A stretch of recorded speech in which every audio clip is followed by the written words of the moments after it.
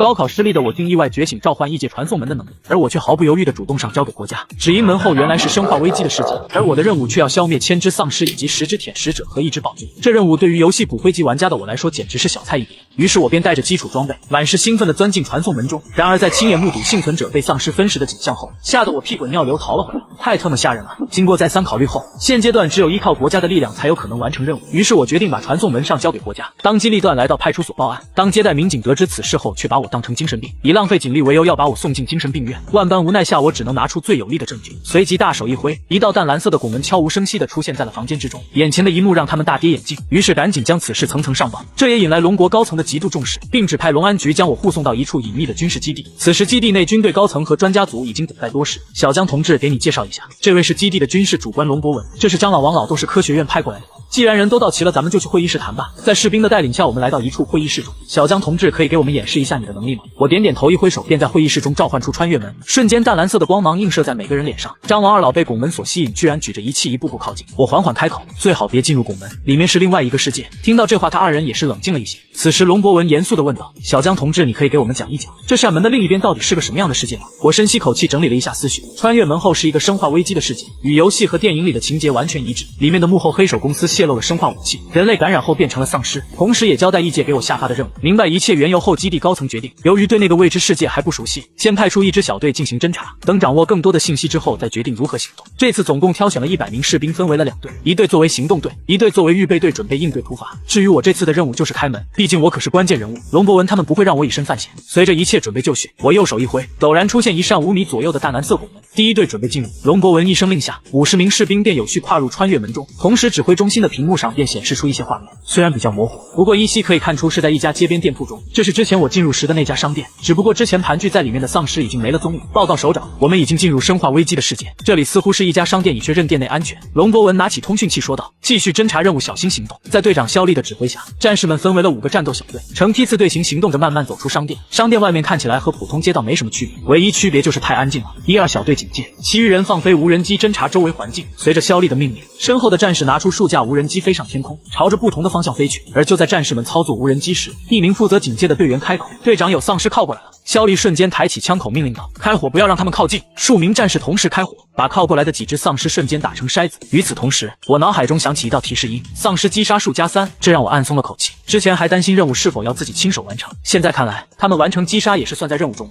这样我也没什么后顾之忧了。而这时激烈的枪声引来了更多丧尸。肖丽见状，先带队员们离开街道，朝着远处大楼走去。进入一栋大楼后，解决了其中的丧尸，几名队员将门锁上，几个小队分工合作，无人机拍下了不少照片和视频，缓慢地传回指挥中心。基地工作人员开始分析这些照片和视频，从传回来的模糊资料之中，他们找到了好几个比较高大的地标建筑，看起来有点像是大洋国的洛杉矶。而探索小队这边依靠无人机不断扩大探索范围，之前一路走来并没有惊动太多的丧尸，但是现在无人机探查的情况还是让他们吃了一惊。街道之上黑压压的一大片，挤得满满当当的全是丧尸。基地指挥室中，龙博文等人也是看到这恐怖的丧尸数量，还好先派了一个小队进去侦查，不然的话可能还真会陷入危险局面之中。不过丧尸也都是血肉之躯，龙博文倒也不是太担心，和丧尸们比起来，能够使用各种现代武器的小队也算是降维打击了。砰砰砰！就在肖丽看着无人机传回来的画面的时候，不远处突然传来了枪声，战士们的神经立马紧绷起来。根据枪声，肖丽很快便确定了方向，拿起望远镜向远处观察情况，发现不远的街区上有几个人一边朝后射击，一边沿着马路狂奔。刺耳的枪声引来了更多丧尸，离肖丽小队躲藏的大楼也是越来越近，不好，丧尸都被引过来了。见状，急忙拿起通讯设备与基地联系。首长，大量丧尸已被引过来，请求终止任务。龙博文看着大量丧尸也是脸色一变，这些战士使用的都是轻武器，面对数量如此庞大的丧尸群是根本没有办法解决的。终止任务，尽快撤离回来。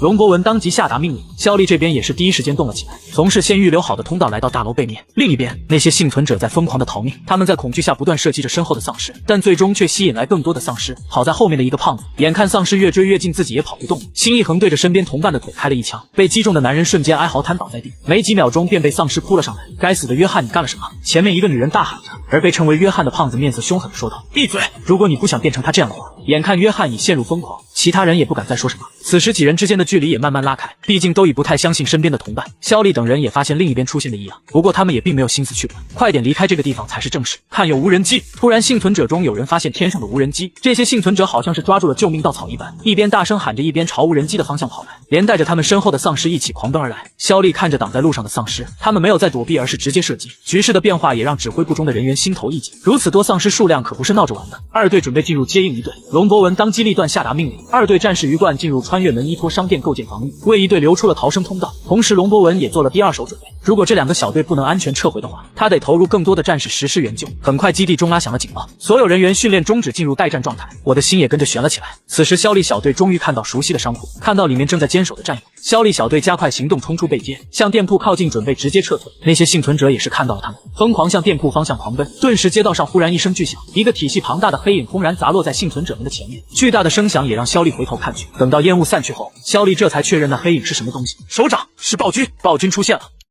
听到暴君两个字，江谷也是吃了一惊，没想到这么快就碰到了特殊丧尸。暴君也算是生化危机之中比较出名的生物了，是感染了病毒之后又被安布雷拉改造而出的怪物，比一般丧尸强大得多，恢复能力强且破坏力极大。龙博文和傅天瑞这几天也是恶补了一些关于生化危机的知识，所以对于暴君也是有过一些了解。凭肖丽他们的轻武器很难解决丧尸，肖丽带人赶紧回来，不用管暴君的事情。是，首长。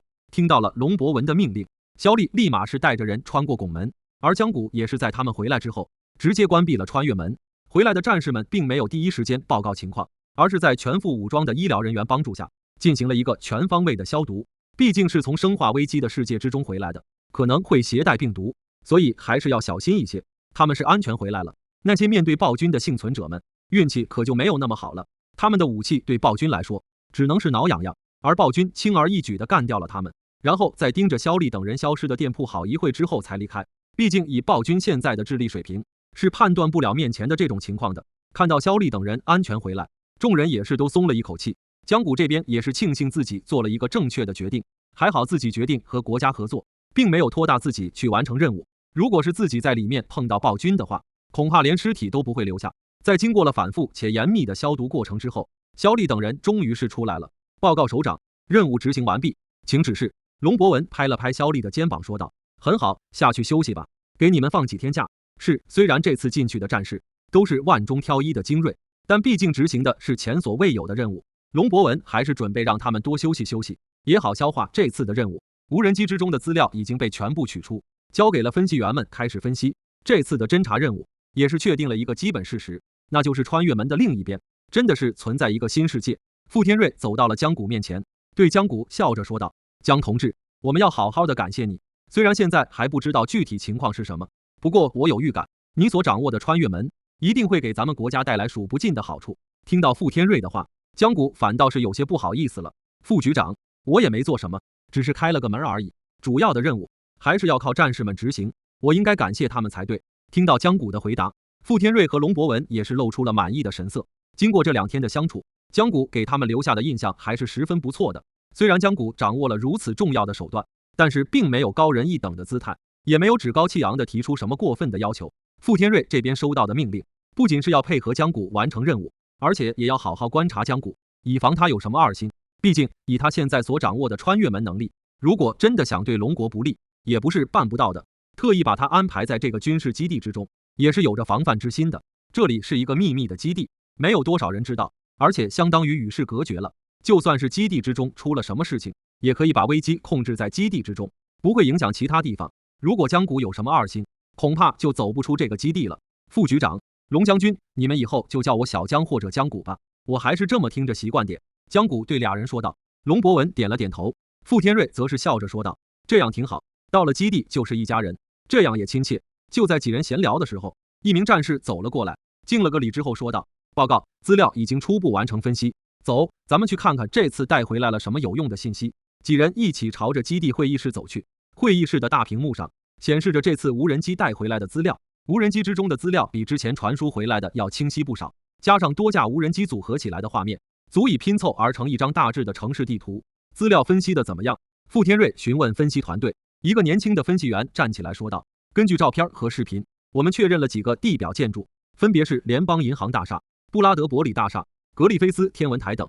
虽然和现实之中的洛杉矶有些出入，不过这可能是两个世界所处的时间不一样。通过和现实程度对比，我们可以判定，穿越门另一边就是大洋国的洛杉矶。傅天瑞也是点了点头，看着这些清晰的照片，他也是确定了，这就是洛杉矶。除此之外，我们也利用无人机的设备，大致扫描了一下城市。这是穿越门所在那个商店以及周边的扫描图。分析员在电脑上操作了几下，一张扫描图便是出现在大屏幕上，图上标记着丧尸群以及肖丽他们行动的路线。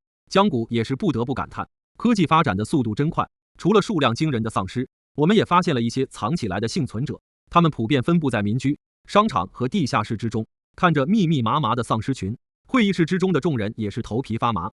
现在看来，之前追肖丽他们的只是城市之中的一小部分丧尸，不过想来也正常，毕竟洛杉矶也是大洋国第2大城市，人口也有400万左右。就在这个时候，会议室响起了敲门声，是肖丽来了，让他进来。一名战士打开了门，肖丽走了进来。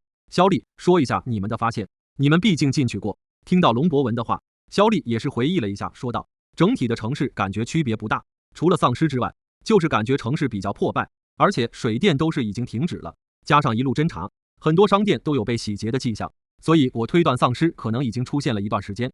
分析团队也是点了点头，这和他们分析的结果也一样，他们按照破败程度分析，生化危机至少已经出现6个月左右。还有，肖丽想说什么，但是似乎拿不准该不该说。肖队长，不要有顾虑，发现什么就说吧。傅天瑞说道。是，首长，这应该不能算是发现，只是一个感觉。在我们要离开的时候，我觉得好像被人盯上了一样。我是侦察兵出身，所以对这种感觉敏锐一些。其他人也是有些惊讶，难道除了幸存者，洛杉矶还有其他人？我们分析扫描资料的时候，发现地下有不寻常的热源，而且有一些难以捕捉的信号传输。本来以为只是扫描的精度不足，但是现在来看，地面之下很有可能存在一个地下基地。傅天瑞皱眉问道，能够获取传输的讯息吗？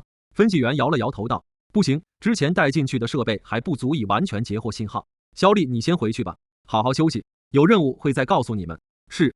傅天瑞翻看着手上的资料说道，如果按照生化危机世界的背景来看，地下存在基地也是比较正常的事情，毕竟这个世界还是有不少幸存者所组成的组织。龙博文点了点头，接过话茬说道，还有一个可能，就是造成生化危机的幕后黑手安布雷拉公司的地下基地。他们在生化危机世界观之中是一个极其庞大的军工复合体，除了生化病毒，他们手上所掌握的武装力量恐怕比一般的小国更恐怖。我认为地下基地极有可能是安布雷拉的。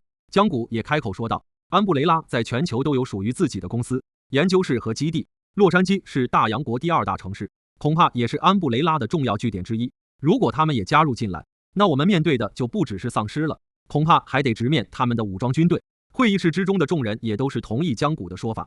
好了，今天大家都辛苦了，把今天的资料都汇总一下。虽然安布雷拉公司可能掺和进来了，但是我们也有足够的力量可以对抗他们。我们现在要做的就是把这次任务结果上报，然后等待进一步指令。傅天瑞对众人下达了命令。会议室之中的众人也都是开始忙活自己的工作。和他们相比，江谷算是基地之中最闲的人了。另一边，生化危机世界中，洛杉矶市的地标建筑联邦银行大厦，这里和其他破败的建筑不一样，可以说是被里3层外3层的保护了起来。除了外围的围栏，里面还有不少手持武器的士兵防卫着。被围栏阻隔的丧尸不断朝着他们嚎叫着。联邦银行大厦里面的环境和外面是截然不同的，外界是一片末日的萧索，而银行大厦之中依然是金碧辉煌，一个个穿着华丽衣装的上流人士在这里依然保持着末日前的生活水平，似乎丧尸并不存在一样。能够在这里的人都是非富即贵的，他们也是最早一批知道生化危机降临的人。他们安布雷拉提供资金、法律等等方面的帮助，就是为了换取自己在末日之中的安全。在银行大厦的地下才是安布雷拉最重要的机构，一个庞大的地下基地，各种实验以及的武装训练都是在这里完成。除了数量可观的武装战士，还有研究各种生化病毒武器的研究员。已经变成丧尸废土的洛杉矶是他们最好的试验地。在指挥室之中，一个员工正在给指挥官亚摩斯报告近期的基地工作。在丧尸末日之后，基地可以说是满负荷运转了，以前所不敢做的实验和研究，现在终于可以不用顾忌的做了。银行大厦里的那群蠢货怎么样？亚摩斯问道。员工滑动着手上的平板说道，这段时间已经在他们的食物和空气中释放了少量的 T 病毒，因为是改进之后的病毒，现在还没有人异化成丧尸，那就逐步加大剂量，做好监测和实验记录。是指挥官。原来银行大厦之中的达官贵人们，也只是安布雷拉的又一个实验品。对了，指挥官今天发现了一些不一样的人，似乎是士兵，但是并不是大洋国的士兵，他们似乎是在执行侦查任务。说着，员工把平板交给了亚摩斯，上面显示着正是肖利等人。亚摩斯查看着照片问道：“他们现在人呢？从监控之中消失了，应该是躲起来了。继续关注他们，等他们出现再报告我。”明白了。亚摩斯并没有把小谷的侦察部队当回事，毕竟现在洛杉矶已经在安布雷拉的掌控之中了。另一边，对于傅天瑞上报上去的资料，龙国也是相当的看重。经过研讨之后，很快便是决定要投入更多的资源来探索生化危机世界。很快一纸军令便是下发到了国内的各个军区部门，让他们抽调最精锐的战士，调配最先进的装备，去往江谷所在的山中基地。他们会在这里重新成立一个新的秘密部门——特种作战局。傅天瑞直接调任为局长，而龙博文任副局长。龙博文负责军事行动和战略策划等工作，傅天瑞负责和国内各部门的协调工作以及管理工作。这些消息很快也下发到了基地之中。只不过让江谷比较惊讶的是，他也捞了个职位，和龙博文一样，同样也是副局长。只不过他这个副局长更像是荣誉头衔，毕竟让他去指挥行动他也不会。不过让他没有想到的是，更大的惊喜还在后面。傅天瑞把一套整齐的军装交给了江谷，同时宣布了命令。收到命令，因江谷同志为国做出的贡献，从现在起晋升江谷为大校，各种待遇按将官制。听到他的话，江谷惊讶的无以复加，自己昨天还是普通人，今天就直接成为了大校。江谷下意识的接过了军装。傅天瑞笑着拍了拍江谷的肩膀道：“小江，你现在可是咱们最年轻的大校了。”江谷挠了挠头说道：“这是不是不太好？我就开了个门，没什么不好的。你能做到这样，就已经为国做出了贡献，我们不会亏待做出贡献的人，这是你应得的。”听到傅天瑞都这么说了，江谷也不好再推辞，那我先去试试。江谷在房间之中换上了一身军装，果然穿上了这身衣服，感觉都不一样了。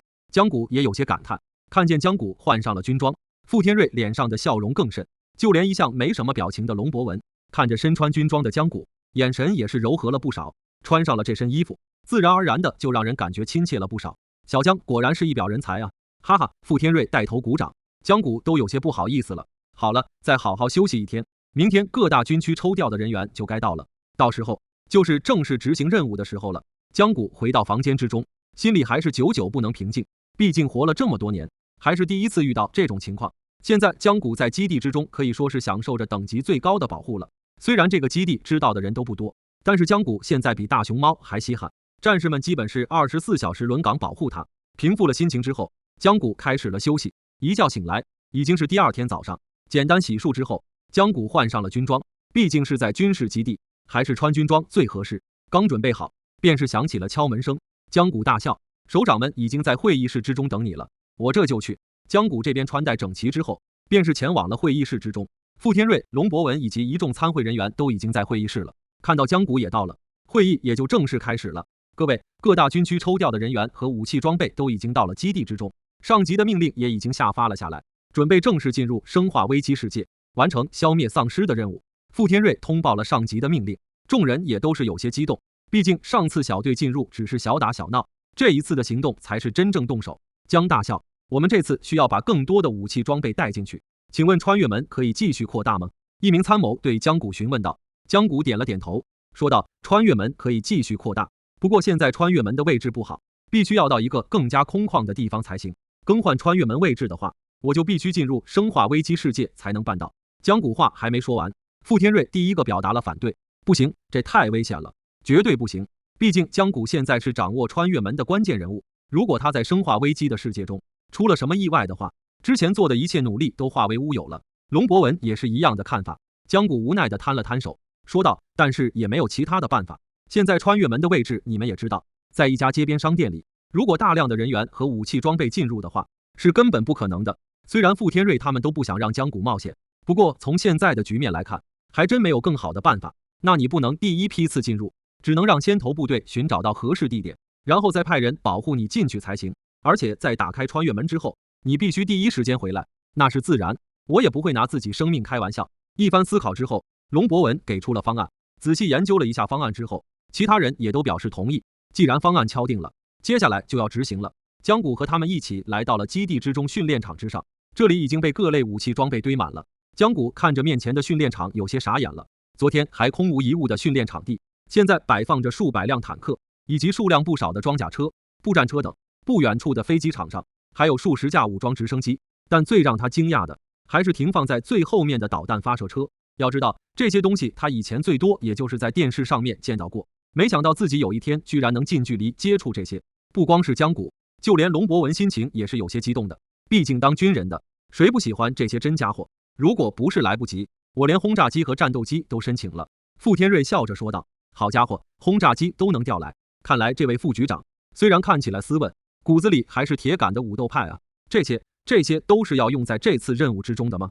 江谷吞了吞口水问道。傅天瑞点了点头，毕竟我们不想战士们遇到危险，所以能用武器解决的就靠武器解决，这只是一部分，后续还有一些装备没到。听着他的解释，江谷也是感慨，果然国家力量就是不一样。训练场上除了各类的武器装备，还有数万名从五湖四海收到命令抽调而来的战士们，他们基本可以代表龙国军人之中的最强力量。多少年没有如此大规模的行动了，养兵千日，用兵一时，也该把他们都拉出来练练了。龙博文的眼神变得炙热，人员都点齐了之后，便是准备正式开始执行任务了。按照之前的计划，打开穿越门之后，派进去了数支小队，开始沿着之前的地图寻找适合打开穿越门的地方。约莫1个小时之后，小队传回了消息，他们找到了一个广场，地方够大，适合打开穿越门。收到这个消息之后，江谷也是准备出发了。这次护送江谷的正是上次带队执行侦察任务的萧丽。江大校，需要给你拿几件趁手的武器吗？萧丽询问道。江谷虽然有些眼馋，但还是摆了摆手，说道：枪械就算了，我没受过训练，万一丧尸没打着伤了，自己人就不好了。那行，不过防护装备还是需要的。萧丽这边帮江谷穿戴整齐了装备，这也是为了防御丧尸特意加强的防氧、防割、防弹装备。虽然防护力不错，但是重量也是不轻。一切准备就绪后，龙博文走了过来，对萧丽说道：萧丽，这次任务就是护送江大校，一切行动都以江大校的生命安全为基底。如果遇到攻击，或者是不能解决的问题，你知道应该怎么做？萧丽站得笔直，郑重地说道：请首长放心，一定完成任务，保护好江大校的安全。去吧，我等你的好消息。准备就绪之后，他们便是准备进入穿越门。萧丽和小队成员把江谷保护在最中间，在龙博文等人的注视下，萧丽和江谷缓缓消失在穿越门之中。报告，已进入生化危机世界，收到先头部队发回的地图，正在沿路线前进。指挥室中响起了萧丽的声音。龙博文拿起通讯器，继续前进，注意安全，如果有需要，随时呼叫救援。江谷在萧丽等人的保护下，沿着事先确定好的路线行进着。果然，这次进入生化危机世界和之前并没有什么不一样。这座城市寂静的可怕，空气之中弥漫着腐败的味道。战士们里3层外3层把江谷包围起来，江谷也是有些无奈，不过也是没办法的事情。江谷现在可以算得上是手无缚鸡之力，如果没他们的保护，恐怕在这个生化危机世界都活不过24小时。因为有先头部队的清理，路上的丧尸并不密集，只有零星的丧尸都被萧丽他们解决了，一路上还算是比较安全。差不多半个小时，他们就到了预定的位置。这是一处广场，比较空旷，确实是一个适合展开军队的地方。进入的先头部队也和他们会合。广场周围的丧尸不是被干掉，就是被吸引走了，所以周围还算是比较平静。江谷也没有拖延时间，直接便是打开了穿越门。这次的拱门宽度和高度都比之前大得多，足以通过坦克、装甲车等武器装备。江大校，穿越门既然已经打开了，你的任务就完成了，现在你就回到指挥部里面吧。萧丽对江谷说道：你们也要注意安全。江谷对他们敬了个礼之后，跨入了穿越门之中。经过了消毒流程之后，江谷来到了训练场上。辛苦你了，接下来的事情就交给我们了。傅天瑞笑着对江谷说着。龙博文这边也是做起了最后的动员，全体都有立正。随着他的命令，数万名精锐的战士整齐划一的动作，立刻组成了数个方阵。战士们，任务情况已经下发给你们了，基本情况你们也都了解了。这次你们的任务就是消灭一切看到的丧尸，卯足了劲，放开手脚打。这不仅是一个任务，更是对你们的实战训练。弹药和后勤不用担心，几大军区会全力保障。整理装备，准备出发。训练场上的数万名战士异口同声地说道：是，保证完成任务。命令下发之后，数万名战士组成的大军便是开始有序进入。首先进入的是装甲车和各类火炮，他们将在广场上构筑一道防线。随后进入的是坦克、直升机、通讯联络车等，他们在生化危机的世界之中建立起了强有力的通讯系统，把信号覆盖的强度提升了数倍，这可以让坐镇指挥的龙伯文时刻调整战斗计划，下达命令。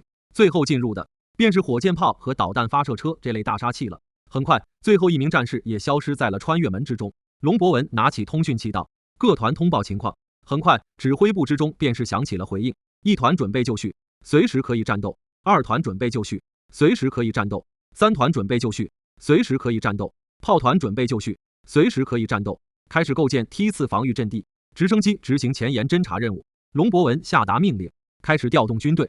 收到命令的战士们立马便是开始心动了起来，依托各类武器装备，在广场周围构建起了梯次防御阵地。同时，火炮和火箭弹阵地也是组建完毕，随时可以进行远程火力覆盖打击。防御阵地构建完毕之后，龙伯文下达了战斗命令，开始执行任务，逐步推进灭杀丧尸，吸引丧尸群，使用火力覆盖打击。坦克和装甲车在前，战士们则是依托他们进行协同战斗。武器所产生的巨大轰鸣声让洛杉矶这个寂静无比的城市躁动起来。丧尸们本就听力极其发达，自然都被这股声音吸引了过来。只不过这里可没有他们想要的血肉食物，等待他们的只有无情且暴力的现代武器。丧尸从四面八方朝着梯次防御阵地冲了过来，坦克、装甲车、火炮等等武器第一时间便是锁定了他们。随着命令的下发，炮火立马覆盖了他们。因为事先就有龙伯文不用节省弹药的命令，所以战士们可以说是火力全开。丧尸们距离防御阵地其实不过几百米的距离，不过在炮火的洗礼之下，他们能够活下来的已经是百不存一了。然而就是这些经历炮火已经有点缺胳膊短腿的丧尸，最终等待他们的也只有密集的弹雨。沐浴在弹雨之中的他们分分钟变成筛子，在梯次防御的打击之下，基本上没有丧尸可以靠近阵地。在不间断的炮火打击之下，阵线逐步推进，加上声音的吸引，周围数个街区的丧尸争先抢后的过来送死。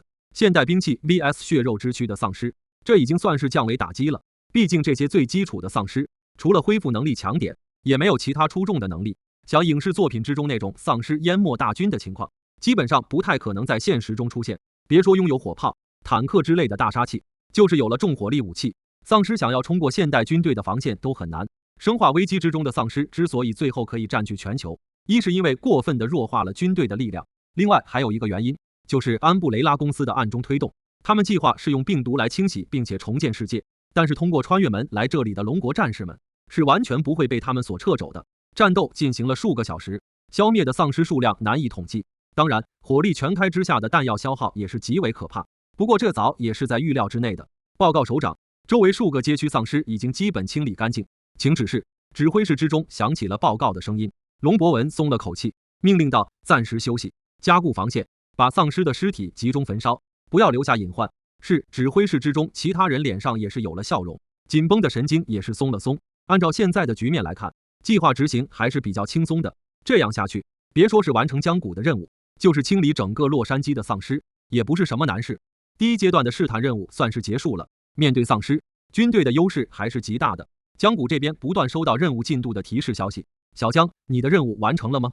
傅天瑞询问江谷。普通丧尸的数量已经大大超过了，接下来只要解决10只舔食者和1只暴君就完成了。傅天瑞点了点头，看来想要就这么完成任务是不太可能了。现在消灭的大部分都是普通丧尸，舔食者和暴君这种特殊个体还是比较少见的。龙博文这边补充道，直升机和无人机都已经派出去了，如果找到这些特殊个体，就会立马进行打击。同时，参谋部也制定了一个消灭丧尸的计划。现在这样击杀丧尸，虽然很轻松，但是需要的时间太长，而且时间拖得越长，消耗的弹药也就越多。虽然任务开始前说的是不计消耗，全力打击，不过看到消耗的弹药数之后，他们还是决定能省还是得省省。所以参谋们制定了一个鱼钩计划，利用丧尸敏锐的听觉来吸引他们集中，然后使用东方系列导弹直接执行毁灭打击。这样的话，不仅可以最大限度的节省弹药，在恐怖的高温和爆炸之下，这些丧尸绝大部分连尸体都不会留下，也省了处理丧尸尸体的时间。经过傅天瑞和龙博文两人点头之后，这个计划也开始下发到生化危机世界之中的指战员手中。经过之前的侦查，现在他们对洛杉矶市还是比较了解，很快便是找到了一个适合吸引丧尸的地方，那就是洛杉矶纪念体育场。按照资料显示，这里可以容纳约10万名观众，但是对于丧尸来说，拥挤在其中，数量翻倍也不是什么难事，到时候只需要把大部分丧尸引入到其中，然后远程发射导弹就可以了。经过侦查和预估，洛杉矶市所有丧尸数量可能也就40万上下。虽然洛杉矶有接近400万人口，但是能变成丧尸的也就1/10左右，其余的人类连变成丧尸的运气都没有，他们只能成为丧尸嘴中的食物。计划已经确定，接下来就是等待实施了。现在战士们正在处理之前战斗遗留下来的丧尸尸体，等休整之后，他们就会立刻开始执行鱼钩计划。另一边，联邦银行大厦之中，那些达官贵人们也都听到了震耳欲聋的炮火声，纷纷猜测是不是大洋国的军队回来了。我的天啊，如此密集的爆炸声，一定是大洋国的军队！哈哈，看来那些丧尸马上就要被清理干净了，我们也可以回到原本的世界中了。这些人是相当的高兴，毕竟在这里待了几个月也烦了。和他们的激动不一样的是，地下基地之中的安布雷拉公司可以说是一头雾水。一个员工拿着平板直接冲进了亚摩斯的办公室。威尔，发生了什么事情，让你连敲门都忘了？亚摩斯语气有些不耐烦。指挥官，外面出现了大量士兵。被他称为威尔的那名员工气喘吁吁地说着。什么士兵？是洛杉矶败退的军队吗？亚摩斯有些惊讶。洛杉矶的那些军队早就被丧尸吓破了胆，现在居然还敢跑回来吗？不是，指挥官，他们带着大量重火力武器，而且整齐划一，不像是败退的士兵。他们消灭了不少的丧尸，而且还在前进。亚摩斯听到他的话，蹭的一下就站了起来，似乎是不想相信自己耳朵听到的话。现在的洛杉矶之中，除了他们安布雷拉，怎么可能还有完整建制的军队存在？虽然洛杉矶里面还有不少幸存者自发形成的组织，但是最大规模的也就几百人，基本没有多大的战斗力，而且通通都在公司的监控下。之所以不消灭他们，只是为了后续的实验而已。走，带我去监控室看看。不敢相信的亚摩斯来到了监控室之中，这里密密麻麻排列着数百个屏幕，安布雷拉在暗中监视着整个洛杉矶。很快，亚摩斯就看到了威尔嘴中的军队，一辆辆坦克、装甲车乃至导弹发射车在屏幕中行过。这也不由得他不相信了，这些军队到底是哪来的？亚摩斯问道。但是监控室之中并没有人能够回答他的问题。指挥官，他们好像是凭空出现在洛杉矶之中的。什么意思？一旁的威尔拿出了平板，对亚摩斯解释道，这是几个小时之前拍下的照片，广场上还是空无一人。这一张是几个小时之后的。亚摩斯翻看着照片，果然和威尔说的一样，数万军队在短短数小时之中就携带着众多武器，凭空出现在了洛杉矶之中。他敏锐地注意到了那道淡蓝色的拱门，广场上原来没有这道门。这道门是做什么的？指挥官，这扇门是和军队一起出现了，所以我推测这些军队正是通过了这些门进入到了洛杉矶。什么？他不解释还好，这一解释，亚摩斯更是震惊的无以复加了。难道这些诡异的军队已经掌握的空间穿越的科技吗？在这个世界上，亚摩斯一直认为安布雷拉公司就是科技顶峰的代名词，他们可以研发武器，制造生化病毒，渗透控制国家，仿佛没有是他们做不到。但是现在，一个疑似可以进行空间穿越的门打破了他的所有幻想。就在他还在发呆的时候，面前的几块屏幕突然一黑，信号被切断了。怎么回事？是他们发现了我们的监视，直接破坏了监视器。亚摩斯脸色变化，命令道，给我派出一些小队去调查清楚这些军队到底是哪来的。是，指挥官，我这就去办。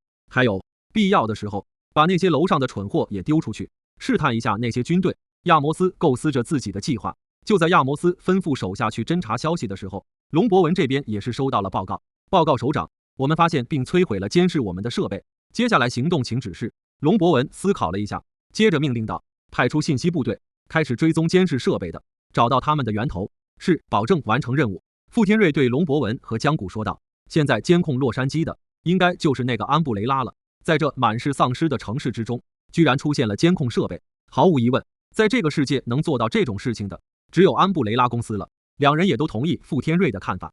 现在我们动静这么大，肯定是引起了安布雷拉的注意，但是安布雷拉到底掌握多大的力量，咱们现在还不得而知，只能让在生化危机世界之中的战士们多小心一点了。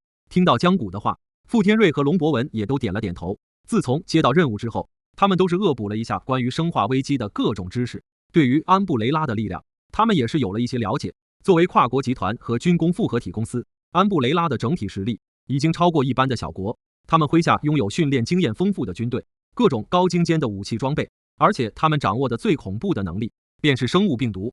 丧尸只是他们生物研究最基本的产物，他们所掌握的生物兵器可比这些最基础的丧尸强大得多，不然的话也不可能在这么短的时间内攻陷了这个世界上的大部分国家。而且加上掌控的各种科技手段，他们对于各国幸存者的情况也是了如指掌。剩下的那些幸存者，只是他们的又一个实验品。毕竟制造出来的生物兵器也是需要他们来测试力量。虽然突然出现的军队让亚摩斯有些惊讶，不过他对于安布雷拉的力量还是相当的有信心。他相信这支军队最后也只会变成另一个实验品而已。在亚摩斯的命令下，几支小队全副武装地离开了基地，朝着大军所在地而去。只不过他们也未免太小看了龙国军队了，居然敢直接乘着直升机飞过来。报告首长，有数架直升机朝着我们阵地飞来，请指示。龙伯文手指敲击了几下桌面，随后说道，既然他们这么不把我们放在眼里，那对他们也就不要客气了，把这几架直升机都给我打下来。是。随着他的命令下达，地面炮火和直升机组成交叉火力网，瞬间便是把几架安布雷拉的直升机变成了火球。亚摩斯面色铁青地看着屏幕中的几颗火球，这还是他接管基地以来第一次遇到这样的事情。对方这样的行为相当于对安布雷拉宣战了。威尔，放出舔食者实验品，我倒是要看看他们怎么解决舔食者。亚摩斯对威尔说道。看见老大这么生气，威尔也是不敢再多说什么，急忙赶去了实验室，准备放出舔食者。很快，一个个集装箱便是被直升机扔在了银行大厦之外。随着控制系统的解除，一只只身形庞大的怪物撕开了铁皮冲了出来。它们浑身无毛，眼睛退化的几乎没有，但身上的肌肉极其发达，一双手掌完全进化为利爪，嘴里伸出长而锋利的舌头。这便是生化危机之中的经典怪物舔食者。虽然没有视觉，但它的听觉尤其发达，连呼吸和心跳声都逃不过它的耳朵。在放出了舔食者之后，安布雷拉公司放出了几只带着特殊项圈的普通丧尸，项圈散发了特殊信号，可以吸引丧尸。很快，大量丧尸以及舔食者便是被吸引着，朝着龙国军队所在地而去了。这些舔食者实验体速度、力量以及恢复能力都是普通丧尸的数十倍。之前安布雷拉可是靠他们解决不少的抵抗力量。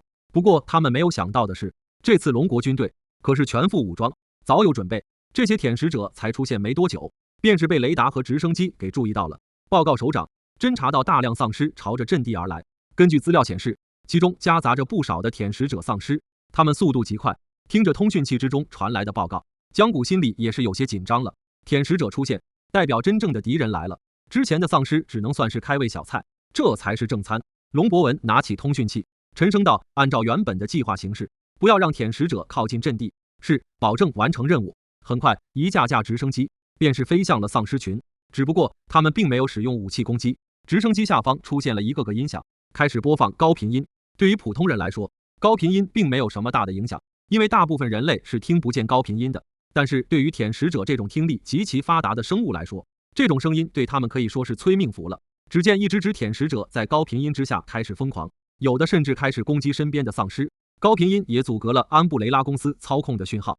狙击手听我命令，开始第一轮射击，射击目标已分配。是，一道命令下达给了隐藏在大楼中的各位狙击手，他们早早的便是被安排在了这里，就是为了这一刻。他们这次所配备的也不是普通的狙击枪，而是动能恐怖的反器材狙击步枪，子弹则是使用的大口径穿甲弹。舔食者们现在陷入了疯狂，难以躲避，正是他们射击的最佳时机。砰砰砰，枪声不断响起，舔食者们应声而倒。但是好景不长，虽然舔食者都受了伤，但是依然站了起来。同时安布雷拉这边也是知道了高频音的干扰，想办法阻隔了声音对舔食者的干扰。看见狙击行动失败，生化危机世界中的现场指挥官命令道，既然枪子儿解决不了他们，那就不要客气了，请他们吃炮弹吧。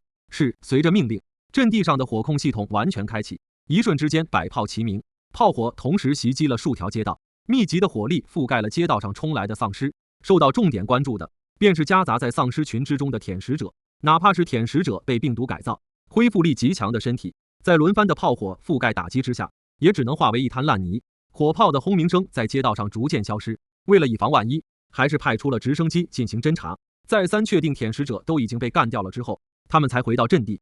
在监控室之中的亚摩斯面色铁青地看着屏幕，他本来以为只要放出了舔食者，一定可以解决对方，但是没想到对方所掌握的火力比他预想的强太多，无论是丧尸潮还是舔食者都无法解决对方，甚至连对方阵地都没有靠近。这些突然出现的诡异军队让亚摩斯既恐惧又愤怒。威尔派出地面部队，把楼上那些蠢货也给赶出去，让他们去搞试探，搞清楚这些军队到底是哪来的。亚摩斯咬牙切齿地说道。听到他的话，威尔却是有些踌躇。指挥官，对方军队的实力恐怕不在我们之下，现在派出部队，是不是太……威尔心里还是有些打鼓。对于这些未知的军队，他已经有些害怕了。现在这个时候还要继续派人去试探，万一出现什么意外，那对安布雷拉来说就得不偿失了。不过现在已经极其愤怒的亚摩斯，可是听不得手下反驳自己的。啪！他反手一巴掌，便是扇在了威尔脸上。你敢质疑我的命令？除了派出地面部队，还有把暴君实验体准备好。听到暴君实验体几个字，威尔也顾不上脸上的疼痛了。指挥官，那是要总部的东西，没有许可我们是不能启用的。闭嘴！总部的事情我会搞定。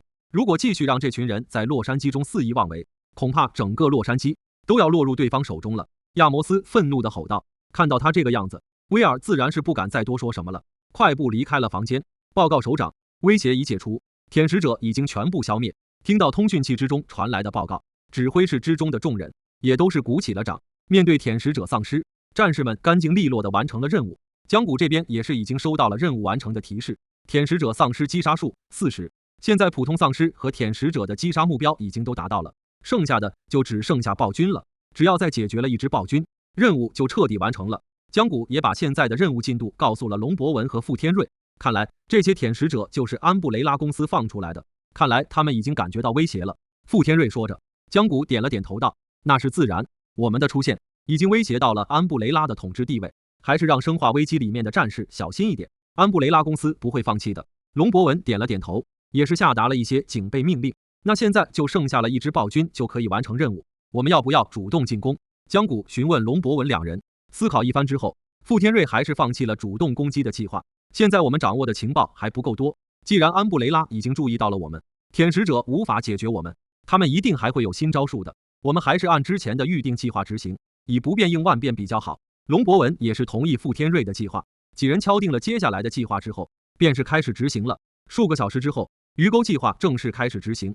之前就已经确定了洛杉矶纪念体育场为计划的目标，这里的场地足够大，而且足够集中，可以让他们一次性消灭大量丧尸。在命令之下，一些步战车和直升机以最大音量播放着音乐，开始吸引洛杉矶市各处的丧尸。在他们不断的吸引之下，各处的丧尸都朝着体育场集合。没多久，丧尸们便是把体育场堵得结结实实，直升机上下方更是吊着新鲜的血肉，吸引着丧尸们不断踩踏攀爬，丧尸不断相互挤压着，就像是沙丁鱼罐头一般。不过丧尸们没有痛觉，哪怕是再拥挤，他们也不会停下脚步，他们一个踩着一个，不断向上伸手，想要抢到直升机下方的血肉。下方的体育场之中，仿佛正在进行一场血腥的叠叠乐，丧尸叠着丧尸，相互挤压着。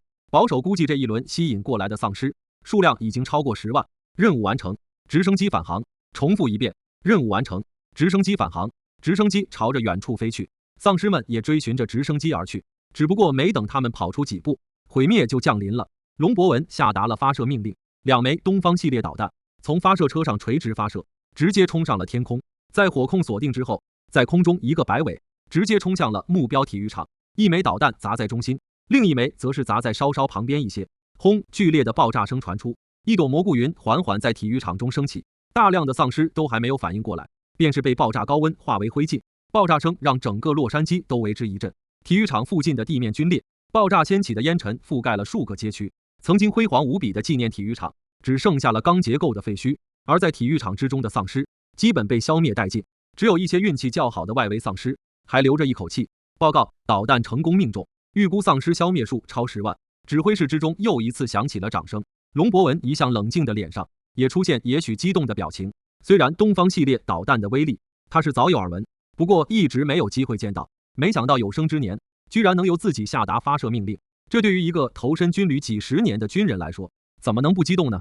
江谷也是一样，光是看着蘑菇云的画面便是心悸不已。虽然江谷之前对于现代武器的预想已经很夸张了，不过等出现在他面前的时候，这才发现自己想的还是太保守了。这还只是导弹的力量，如果是更加强大的武器，怕是摧毁一个城市都不在话下。指挥室之中的众人也都是心有余悸，毕竟他们现在处在的世界大部分区域还是比较和平的，龙国更是和平，极少参与其他的战争事件。这已经是他们近几十年执行过的最恐怖的打击计划了。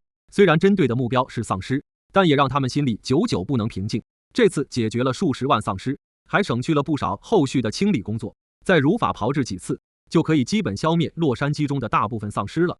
听到龙博文的话，傅天瑞和江谷都点了点头。现在满打满算，洛杉矶中的丧尸数量也不过30万了，最多再来3到4次打击计划就可以消灭了。江谷看着屏幕之中升腾的烟雾，说道：“既然丧尸对我们不是威胁了，下一步重点就要放到安布雷拉公司身上了。见识过我们的力量之后，他们恐怕也会调集更多力量来针对我们。”傅天瑞拿着安布雷拉公司的背景资料点了点头道：“那是自然，作为横跨世界的巨型公司，他们的力量还是非常强大的。我们的出现已经影响到他们在这个城市的统治地位了，我估计他们忍不了多久。现在咱们在安布雷拉总部应该已经挂上号了，舔食者已经派出来了，要不了多久恐怕暴君就会出现了。”傅天瑞的话也得到了指挥室众人的赞同。不过经历之前的打击之后，他们信心都增强不少。一个将军笑着说道：“就算是派出暴君又怎么样？我就不信那个劳什兹暴君能够扛得住炮弹。”哈哈哈哈！指挥室之中响起了笑声。虽然话是这么说，但是龙博文依然让其他人保持警惕，毕竟穿越门对面是一个全新的世界，还是要更加小心一些。生化危机世界之中，龙国军队已经开始了善后清理工作，把道路大致清理了出来，以便于执行之后的计划。而在另一边，安布雷拉派出来的士兵也开始靠近龙国军队，因为之前的教训，他们这次并没有太过起眼，只是携带轻型武器，而且还混杂在了普通人之中。这些人便是他们从银行大厦之中赶出来的达官贵人们。为了能够接近龙国军队，侦查更多情报，他们也是无所不用其极了。公司的人到底要把我们带到哪去？不知道，是不是和之前的爆炸有关系？你看看，这路上都是丧尸尸体，难道真的是军队来救我们了？不少人听到军队2个字还是比较高兴的，毕竟如果真的有人来救他们，也就代表他们能够继续回到从前那种纸醉金迷的日子了。不过很显然，安布雷拉公司并不这样想，他们的身体早就变成了丧尸病毒的培养皿，只要被诱发，他们就会立马变成丧尸。报告，阵地周围丧尸威胁已经清理干净，指挥基地建设完毕。通讯器之中传来报告声。很好，虽然丧尸清理了，但不要掉以轻心，时刻注意周围的威胁，保持警惕。是，首长。就在龙国战士开始外围巡逻布控的时候，安布雷拉士兵伪装的幸存者小队也是悄悄靠近了附近，因为周围的监控设施都已经被摧毁，他们只能肉身潜入，拍摄记录一些情报。只不过等他们真的看到了这支军队之后，更加震惊的无以复加，因为这些士兵们明显是东亚面容，这对他们来说简直是不敢想象的事情。安布雷拉基地之中的亚摩斯看到了情报之后，同样是无比震惊，这些士兵不是大洋国人，居然是东亚人，而且根据视频声音判断，最有可能的便是龙国人，这绝对不可能，怎么也不可能是龙国人。龙国不是已经淹没在丧尸之中被摧毁了吗？安布雷拉公司的基地虽然遍布全球，但是在龙国只有几个情报站，并没有办法完全渗透。对于这种不在掌握之中的国家，也是他们利用丧尸重点打击的地点。自丧尸出现以来，龙国就是被重点照顾的地点之一。根据情报站传回来的消息，龙国已经在丧尸巢下被摧毁了，只有零星的幸存者以及少许还在运行的职能部门。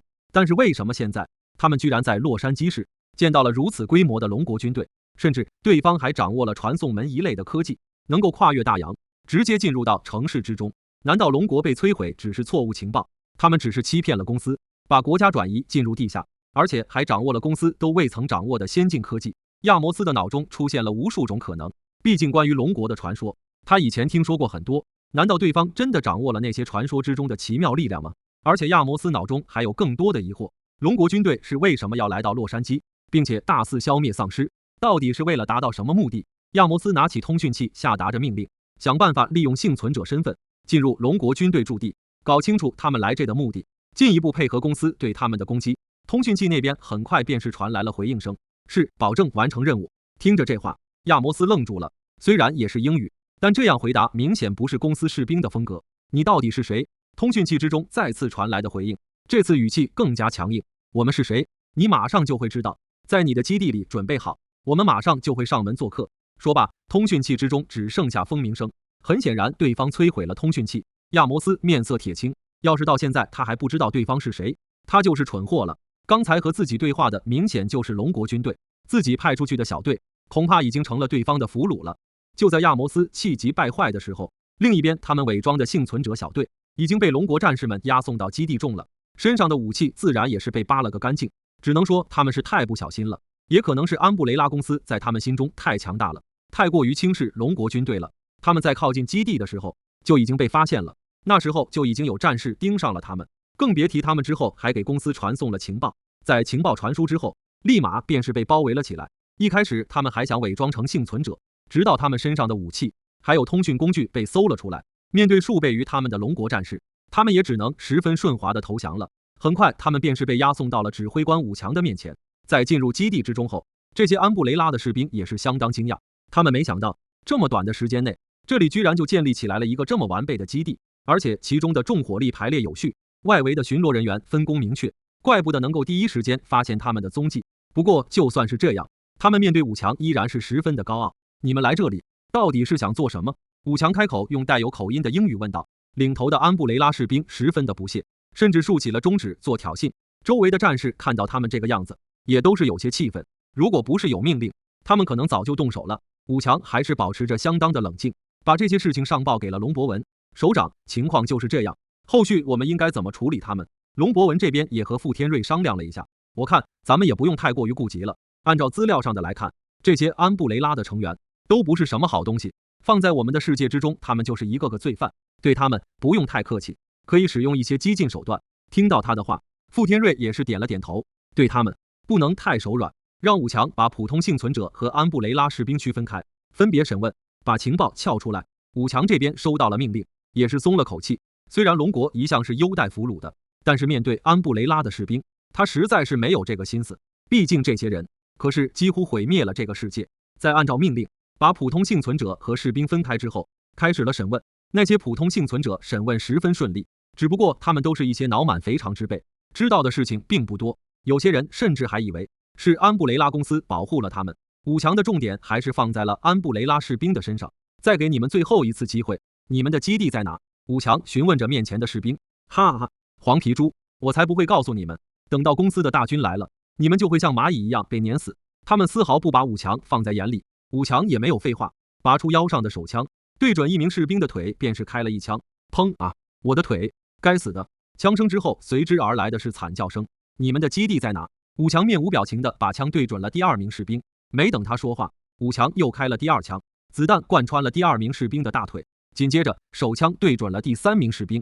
这次没等他开口问，士兵便是迫不及待地开口了。我告诉你，就在联邦银行大厦的地下。武强收起了手枪，接着问道，基地里面有多少武装力量？经历过之前威胁的士兵哪还敢反抗？正在他们想说的时候，异变突生，士兵们忽然口吐鲜血，身体止不住地颤抖起来。警戒，退后！武强反应速度极快，第一时间命令抬枪后退。很快这些士兵就异化成了丧尸，因为被捆缚着，一时半会还挣脱不开。开枪！既然对方已经变成了丧尸，那就没什么好说的了。一阵噼里啪啦的枪声之后，丧尸已经被彻底干掉了。同时武强也收到了报告，另外一边的幸存者同样也都异化成了丧尸，已经被干掉了。看来对方也是早有准备。收到报告的龙博文等人也是眉头紧锁，看来想从这些人嘴里得到情报是不太可能了。武强派出直升机、无人机以及各种扫描监测设备去银行大厦进行侦查，既然情报挖不出来，就得靠自己动手了。命令有条不紊地发出，一架架直升机和无人机携带着各种设备起飞。同时关于联邦银行大厦的资料也是摆在了指挥室的桌上。现实世界和生化危机的联邦银行大厦别无二致，唯一不同的点就是生化危机世界之中的银行大厦已经被丧尸所包围了。看来这也是安布雷拉公司故意为之，让丧尸成为他们的第一道防线。另一边，安布雷拉基地之中，亚摩斯在诱发士兵和幸存者身体之中的病毒后，清理掉了操作记录。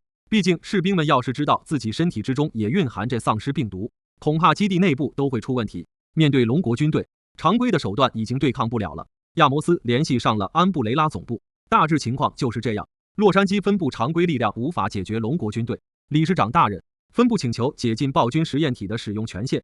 沉默半晌之后，漆黑一片的屏幕中传出了声音，我会派 USS 小队去洛杉矶，同时带去公司最新的实验体，我会给你暴君实验体的操作权限，保护好分部。我不希望在小队去之前，分部就已经陷落了。听着理事长的话，要是毕恭毕敬地说道，是理事长大人。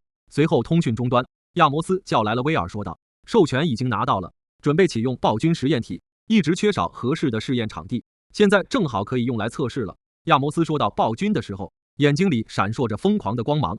看到他这个样子，本来想说些什么的威尔也只能闭嘴。面对亚摩斯的命令，威尔自然再耽搁下去。既然总部已经给了他们权限，他们只管照做就好了。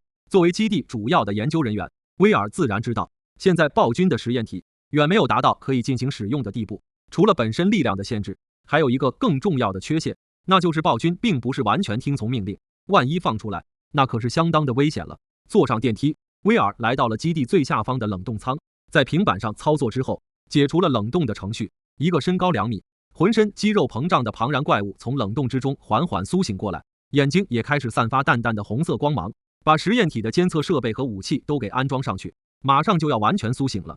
威尔命令着一边的士兵和研究员，听到他的命令，士兵和研究员手忙脚乱地安装着各种设备。随着时间过去，暴君已经被彻底唤醒。等到设备、武器都安装的差不多了之后，威尔却是下达了关门的命令，关闭舱门。什么？没听到我的话吗？一旁的士兵不敢再多问，直接关闭了舱门，把暴君和安装设备的人员都关了进去。很快，他们就会知道威尔为什么让他们关闭舱门了。舱门刚刚关闭，暴君便是完全挣脱了束缚，把房间之中的所有人员杀戮殆尽。数分钟之后，房间之中回归了安静，只剩下暴君的嘶吼声。这就是威尔所说的缺陷之一。每次唤醒之后，暴君都会陷入一段时间的疯狂，意识和智能都处于混沌状态。如果不让他进行杀戮的话，他是无法归于平静的。之前安装设备的研究员和士兵，就是他这次苏醒的祭品。随着暴君恢复平静，威尔也终于能够控制他了。好了，把他运送到地面，准备行动。几名士兵把暴君从房间之中带出，坐上电梯，直接来到了地面层。外面的丧尸见到了活人，自然是无比兴奋，不断嘶吼着。虽然有着层层防护，但是士兵们还是把暴君丢在外面后便回到了地下。在威尔的控制下，暴君朝着外面走去。好了，现在已经确定了安布雷拉基地的位置，如果要动手的话，现在是个机会。龙博文对傅天瑞问道。傅天瑞手指敲击着桌面，思考一番后摇了摇头。现在还不知道基地之中到底有多少武装力量，贸然攻击很可能会落入圈套。况且我们这次主要是为了完成任务，而不是摧毁基地。江谷也都点了点头道，安布雷拉公司的力量不容小觑，还是先完成任务好一点。既然傅天瑞和江谷都不同意现在动手，龙博文也没有坚持。就在他们还在讨论接下来的计划的时候，通讯器传来了报告声，报告安布雷拉公司有动静了，他们又吸引了一波丧尸潮袭击，其中出现了舔食者，还有疑似暴君存在。听到报告，分析员马上把画面放大到了主屏幕上，果然在丧尸群之中出现了一个极其高大的身影，总算是来了。看到暴君出现，江谷的眼睛都亮了，只要解决了暴君，他的任务就彻底完成了。指挥室之中的众人看着暴君也是啧啧称奇。虽然之前的资料之中已经出现了暴君，不过和亲眼见到还是感觉不一样。身高超过2米，膨胀的肌肉仿佛要撑开黑色皮衣，脑袋上布满了缝合线，仿佛经过了很多次手术一般。除了膨胀的肌肉力量，暴君手里还提着一挺加特林机枪，背后还背着一个单兵火箭筒，这就是他区别于普通丧尸的特点。他的智能比一般丧尸强不少，能够使用武器，这才是安布雷拉公司真正的生化兵器。暴君在丧尸群之中就像是一个将军一般，带领着如潮水般的丧尸涌向了龙国军队的阵地。指挥基地之中的武强也是第一时间下达了命令，狙击手准备，开始瞄准暴君，最好能直接干掉他。是，很快隐藏各处的狙击手们便是瞄准了暴君。为了以防万一，他们分配好了狙击的部位，有人瞄准心脏，有人瞄准脑袋，想要做到一击必杀。数秒之后，一声声枪响便是响起，每一枪都精准地命中了暴君。但是很遗憾，暴君并没有因此倒下，甚至身体都没有摇晃，仿佛大口径的子弹对他来说并没有造成什么伤害。在暴君受到攻击之后，威尔也是操控着暴君开始反击。只见暴君抓起身边废弃的汽车，便是朝着狙击手们隐藏的大楼砸了过去。不好，被发现了，撤退！武强当机立断下达了撤退的命令，但是依然晚了一步。暴君抬起手中的加特林，对着四周进行了精准的扫射。虽然狙击手们已经开始了撤退，不过还是慢了一步。枪声落定之后，之前进行狙击的士兵们无一生还。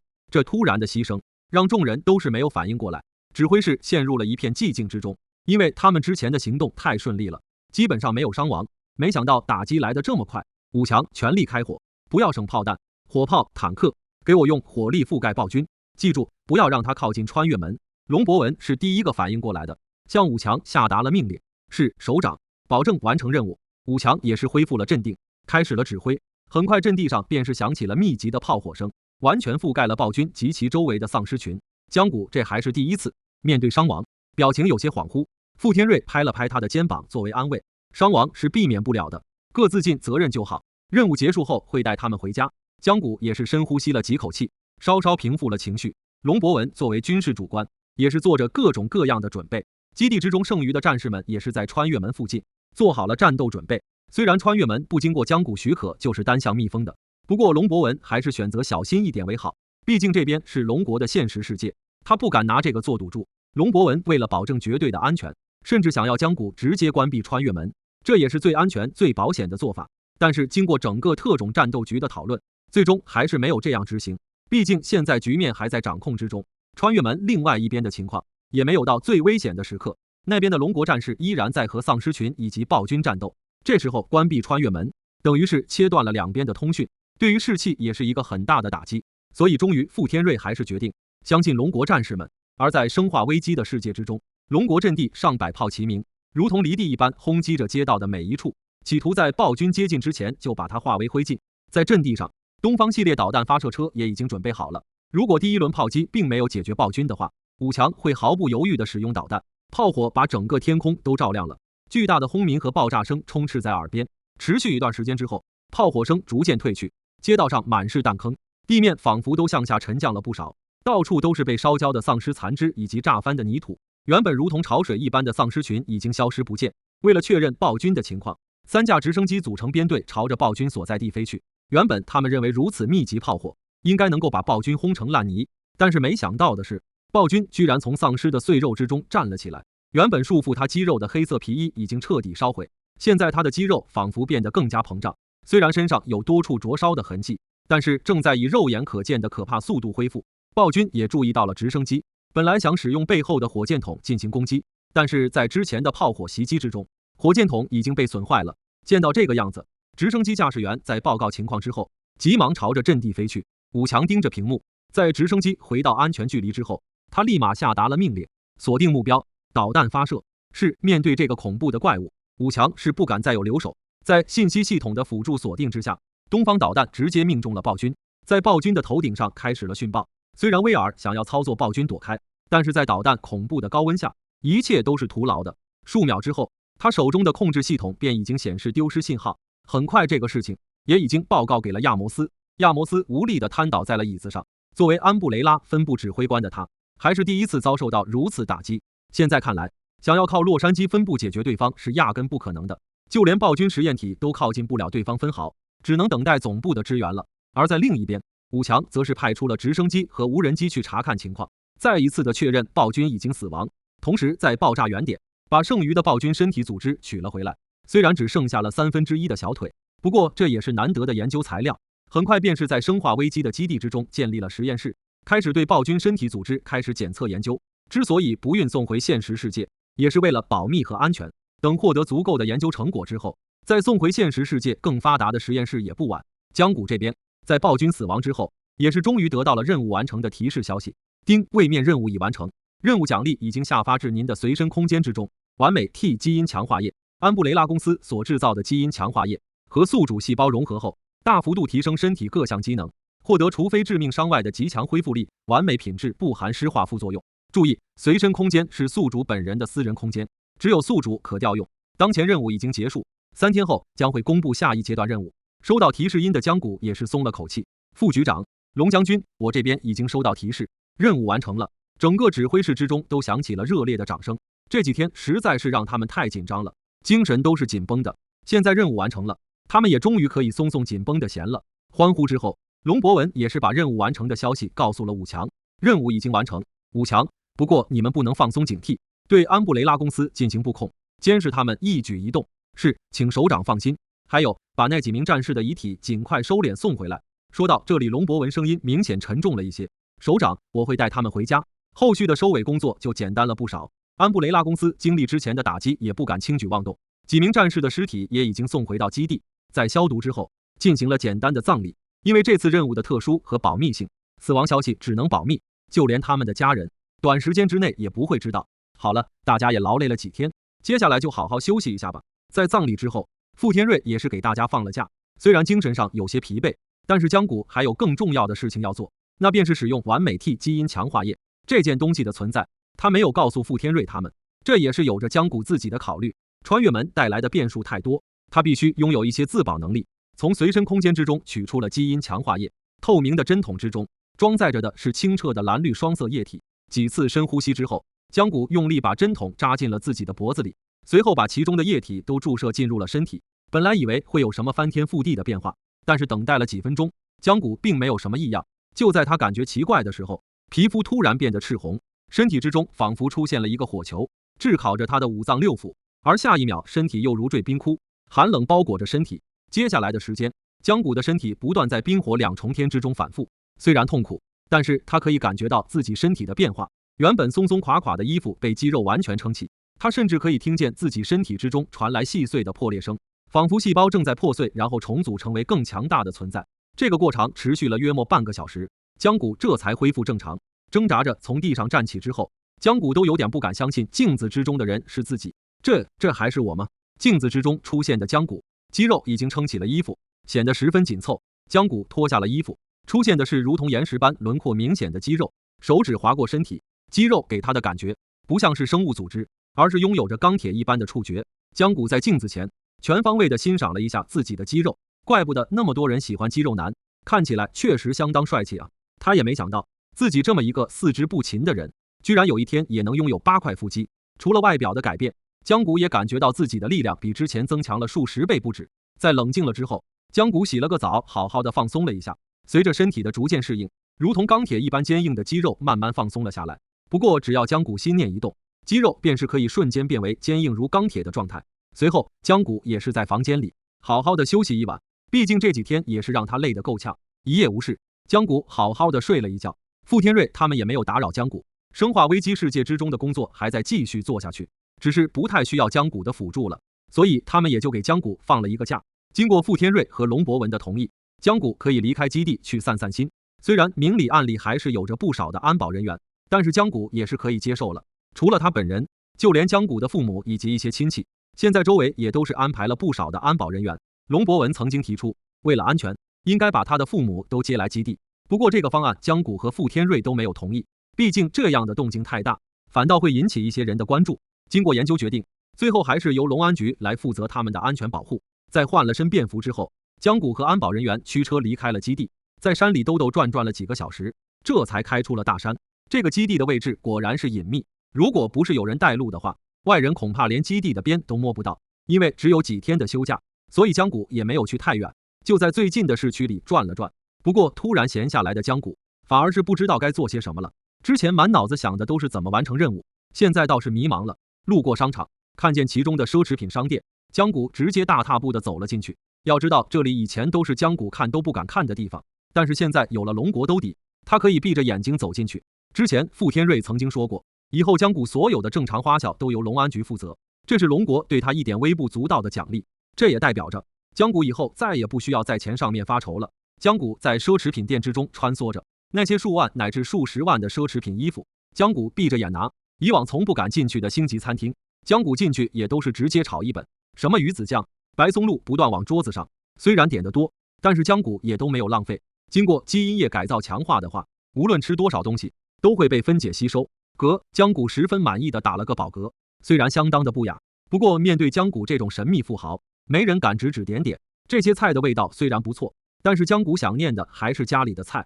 不过这段时间他应该是回不去了，毕竟现在自己身上背着的是国家级的秘密，自己父母最好还是不知道的好，不知道反而更安全。吃饱喝足的江谷继续在市中心逛了起来，无论是江边独栋别墅，还是刚刚发售的豪华跑车，他是连眼睛都不眨的拿下了，可以说是满足了他全部的欲望。但是很快，欲望和新鲜感便是褪去了，空虚占据着江谷的精神。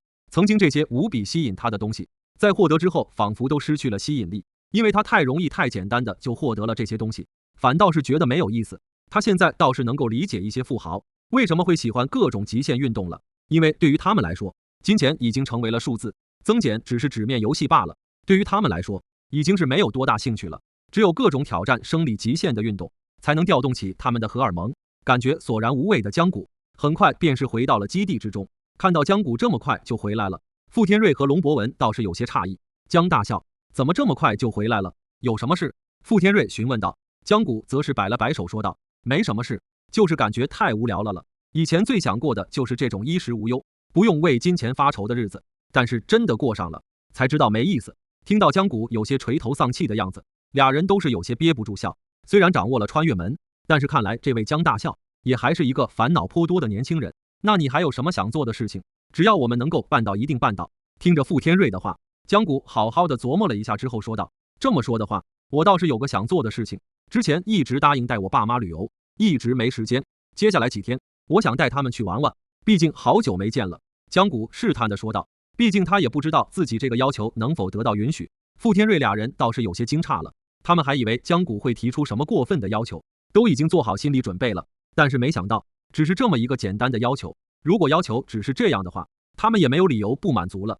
虽然现在你的身份特殊，但是保密级别已经是最高了，知道你身份的人不多，你现在对外也还只是一个普通公司员工罢了，让你见见父母也好，不然他们长时间见不到你也会怀疑的。听到他的话，龙博文也是点头表示同意，但补充道，虽然这么说了，不过安保措施一定不能少，最好从基地派最精锐的战士作为安保力量，只有这样我才放心，这样最好。我也会安排龙安局做出严密计划和安保力量，保证万无一失。听着龙博文和傅天瑞的话，江谷也是一阵无奈。不知道的人听到他们的对话，肯定会以为他们要执行什么惊天动地的计划，谁能想到他们讨论的热火朝天，只是为了给他规划一个旅游计划。经过他们的规划，总算是拿出了一个计划。江谷这边也是给父母打了电话，本来二老都是不愿意去的，觉得浪费钱，在江谷好说歹说之下，总算是同意了。江谷告诉他们，自己在公司里升职了，这是好不容易给的假期，这次不去以后就没机会了。二老这才勉强答应。在龙安局的策划下，江谷回到了原本的城市等待父母。很快二老也和江谷会合，一切都在龙安局的策划之中，所以二老行程可以说是一路绿灯，顺利的让他们都有点不敢相信了。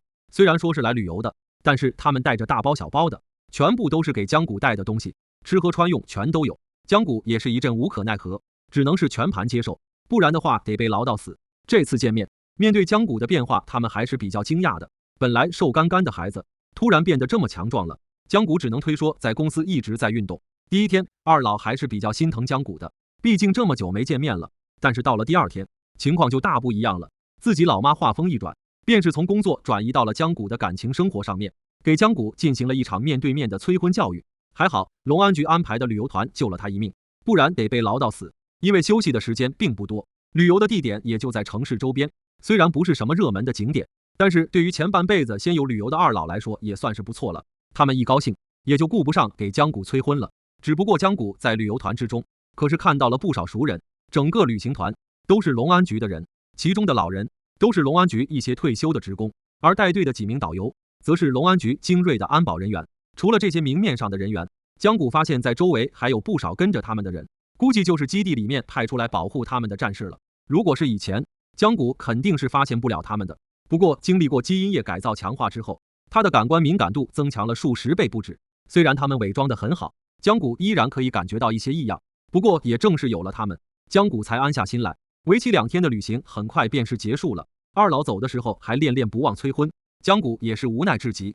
放松的时间很快过去，时间到了之后，江谷再次接到了任务。丁世界读取中设置完成，世界位面生化危机系列系统任务，消灭安布雷拉洛杉矶分部，任务时限7天，任务奖励 T 病毒完全解析报告，开启下一阶段任务。位面简介，安布雷拉是遍布全球的军工聚合体，他们做着不为人知的生化武器实验，因为一场意外病毒泄漏，引发了末日灾难。江谷查看着任务，没想到居然还是生化危机世界中。这个任务更像是之前任务衍生，之前让自己消灭丧尸，现在让自己干掉安布雷拉的分部。不过这也算是一举两得了，毕竟他们原本的计划下一步就是要解决安布雷拉的洛杉矶分部，就算是他们不动手，安布雷拉公司也不会就这么放过他们。现在有了任务，不仅可以拿到奖励，还可以消灭分部。这次的任务奖励则是 T 减病毒的完全解析报告，这对于他们研究 T 病毒一定会起到不小的帮助的。虽然是病毒，但是这其中蕴含着的力量可以做很多其他的事情，比如那恐怖的自愈能力以及强化能力。如果龙国的研究团队可以复刻制造这些东西的话，对于国家的帮助是极大的，说不定会对龙国在国际上的地位起到意想不到的作用。江谷这边也把任务的详细信息告诉了傅天瑞俩人，他们也是第一时间召开了作战会议。根据现在掌握的资料，安布雷拉地下基地结构稳定，安防等级很高，而且他们现在龟缩不出，我们很难获得更多情报，而且外围还盘踞着大量丧尸，外围想要强攻的话比较困难，最优解还是从内部瓦解。一名参谋把现在的情况在指挥室之中告诉了众人，众人都是点了点头。龙博文说道：“虽然比较困难，但是任务还是要完成。我已经向上级申请了，调动空军来协助我们进行这次的任务。首先清除外围的丧尸，再对基地进行围攻。各自去准备吧。”是龙国军队做着总攻的准备，生化危机世界之中的安布雷拉也做着准备。因为之前的失利，安布雷拉总部也是派了增援过来，分部指挥官亚摩斯正焦急等待着他们。因为空中基本被龙国军队所掌握，总部来人只能走备用的地下通道到达洛杉矶分部。除了带来了精锐士兵作为增援，他们还携带了数十个巨大的冷冻罐。威尔森特派员，你总算来了。看见来人，亚摩斯也是如释重负。被称为威尔森的男人并没有过多的耽搁，直接和亚摩斯来到了基地指挥室，了解了所有的情况。理事长对于你们分部的表现可是相当的不满意，在公司掌握全球的关键时候，你们分部居然能被龙国军队入侵。亚摩斯也只能解释，特派员，这群龙国军队出现的实在太过于诡异，你看他们居然是从一扇门之中出现的。说着，他把证据交给了威尔森，这是之前拍下的照片和视频，我们确认了多次，他们就是从这扇门之中出现的。至于他们做到空间穿越的，我们实在搞不清楚。这个问题恐怕只有总部的科学家才能解答了。看了这些证据，威尔森也是眉头紧锁，这种诡异至极的情况他也无法解释。这些事情我会上报总部通知理事长。这次除了 USS 小队，我还带来了总部最新的暴君实验体，是加强型号，智能、控制力还有力量都提升了，想必这样对付那些龙国人是足够了。听着威尔森的话，亚摩斯也是稍稍松了口气，看着后方摆放着的数十个巨大的冷冻罐，他心里也是有了底气，这已经是安布雷拉最强大的生化兵器了，一定能解决掉对方。安布雷拉基地之中做着准备，特种作战局这边同样也不会坐以待毙。在龙博文和傅天瑞的协调调动下，几十架不同型号的战机分批次送到了基地之中。江谷看着形态不一的战机，也是极为惊讶，这些东西他以前都只是在电视上看到过而已，没想到居然有一天能见到实物。这也是龙国的科技智慧结晶，大部分都还处于保密状态，外界最多只知道一个名字。看着懵逼的江谷，龙博文这边给他介绍道，这一架大型战机是特种战机 SD7， 能够在战区组建稳定通讯信道，同时可以屏蔽截获所在区域的敌方通讯。介绍完了第一架，他带着江谷走到了后面，指着稍小一些的军机说道，这是最新的第4代空战机战20，负责空中战斗任务。这是战略轰炸机轰20，旁边是几个改进型号，主要负责电子战。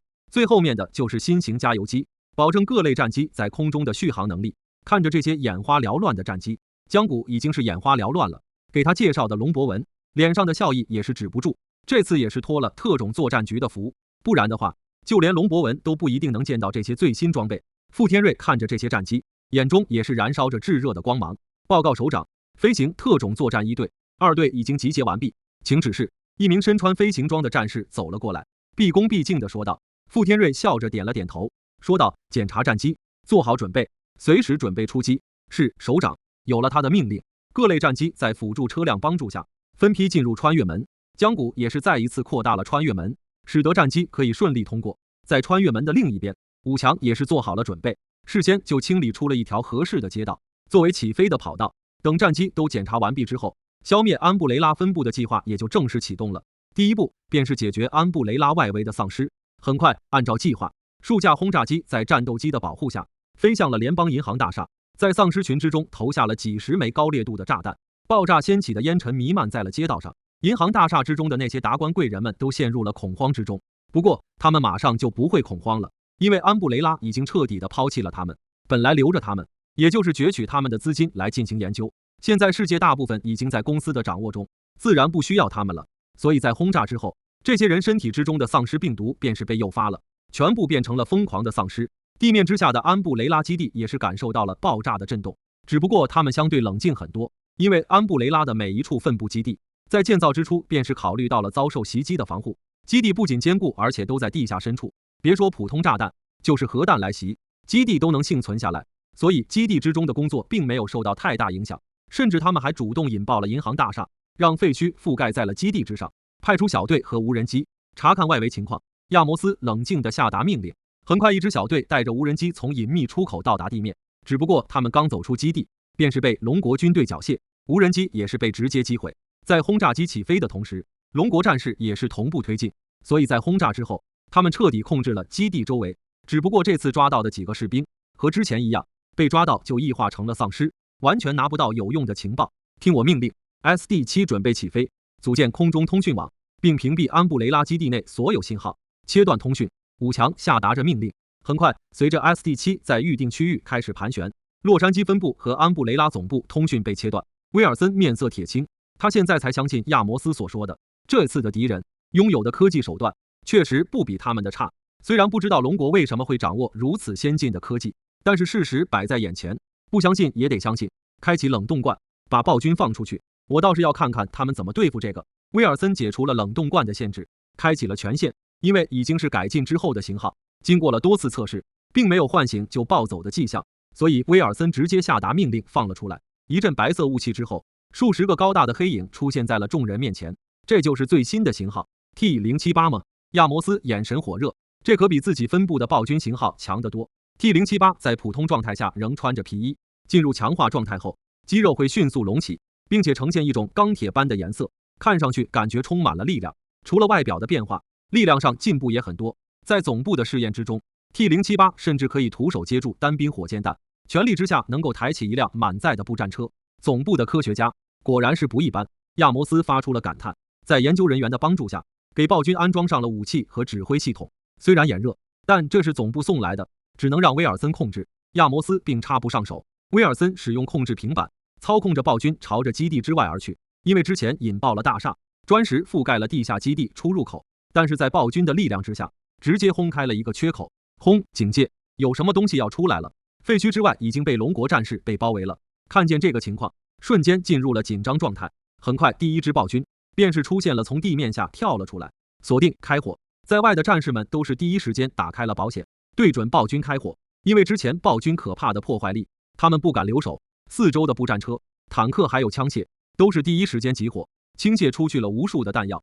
屏幕上堪称可怕的火力覆盖，让亚摩斯等人都咽了咽口水。但是威尔森依然是保持平静，这些攻击对于最新鲜的暴君完全不算什么。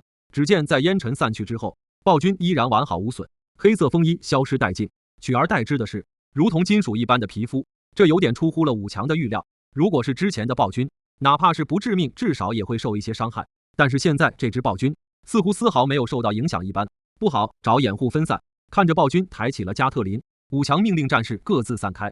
暴君手中所持的加特林是特制的，无论是口径还是射击速度，都比普通的强了不少。密集的枪声响起，战士们都被压制的不敢露头。在这支暴君的掩护之下，其余的暴君也都是跳上了地面。指挥室之中，看着大屏幕之上的暴君，龙博文和傅天瑞都是面色凝重。看来他们之前还是太过于小看了安布雷拉，不过他们也不是没有对策。龙博文拿起通讯器道：武强，按照之前的计划，分散战场，不要让他们聚集在一起，分散之后逐个击破。是。武强立马根据命令，指挥着战士们分散，从四面八方逐步撤退。虽然这次的实验体是改进型，不过智能方面依然缺失不少，加上威尔森对于暴君的信心十足，所以数十只暴君便是被吸引离开了基地周围。看来安布雷拉总部也已经掺和进来了，这些暴君应该就是之前送到的。江谷对傅天瑞俩人说道，俩人也是同意江谷的看法。现在战士们分割成不同的队伍，带着暴君打游击，这样可以减少伤亡，但是想要彻底解决暴君还是有些困难，毕竟现在不能和之前一样使用导弹了，不然很有可能波及到战士们。指挥部之中也召开了新一轮的会议，讨论解决方法。经过讨论之中，最终决定渗透基地。既然短时间之内解决不掉暴君，那就解决基地。现在基地外围的丧尸已经解决了，想要靠近基地没有问题。一名参谋站起来说道。江谷点了点头，补充道，但是如果大军压上去的话，他们一定会把暴君调回来的。最好的办法还是在不惊动他们的情况下，派出一个小队隐秘进入基地，从内部瓦解掉他们，夺取暴君的控制权。对江谷的话，众人也都表示同意。商量确定了细节之后，便是敲定了计划。性格雷厉风行的龙博文直接从特种作战队员之中挑选了数百人，原地成立了一个渗透小队。在接受命令之后，渗透小队便是开始靠近银行大厦废墟。因为外围的监控都已经被破坏，所以他们很轻松便是靠近了目标地点。因为之前暴君的破坏，地下基地已经开了几个口子，悄无声息地解决掉一些安布雷拉士兵之后，他们成功进入地下基地。随着他们成功进入，龙博文也把计划告知了武强，让他一定要缠住那些暴君，不能让暴君回到地下基地之中。同一时间 SD7 也要屏蔽强度，开到了最大，就连龙国军对自己的通讯也受到了一些影响。不过和安布雷拉比起来，就不算什么了。该死的，信号屏蔽强度太强，只能切换成自动操控了。威尔森有些愤怒，因为干扰增强，他难以控制暴君，只能让暴君自主行动了。亚摩斯嗅到了一丝危险的味道，对手下说道：“基地进入最高警戒状态，所有士兵都出动，以防袭击。”他虽然不知道龙国军队这么做到底是想干什么，但是他明白对方的目标肯定是基地。威尔森放下控制平板，对身后全副武装的 USS 小队说道：“你们也去，保证基地的安全。”明白。USS 小队全名是安布雷拉快速反应安全部队，是安布雷拉公司之中精锐的作战小队，哪怕是在公司内部，也是只有极少数人知道的秘密部队。成员都是完全遵从并有效达成命令的专家，执行任务并不带有任何情感。这次总部派来的是经验丰富的德尔塔小队、龙国特种小队。进入到地下基地之中后，并没有盲目前进，而是分成了数个小队，破坏沿路监控设备，这让安布雷拉的士兵一时间找不到他们到底在哪。同时，其中的几名信息部队的成员开始把病毒注入到基地控制系统之中。很快，大半个基地的监控和预警系统就已经失效。该死的，这是怎么回事？他们把病毒注入到了我们的系统之中，我们已经丧失一部分控制权，让技术人员尽快回复，不然就等着去为丧尸吧。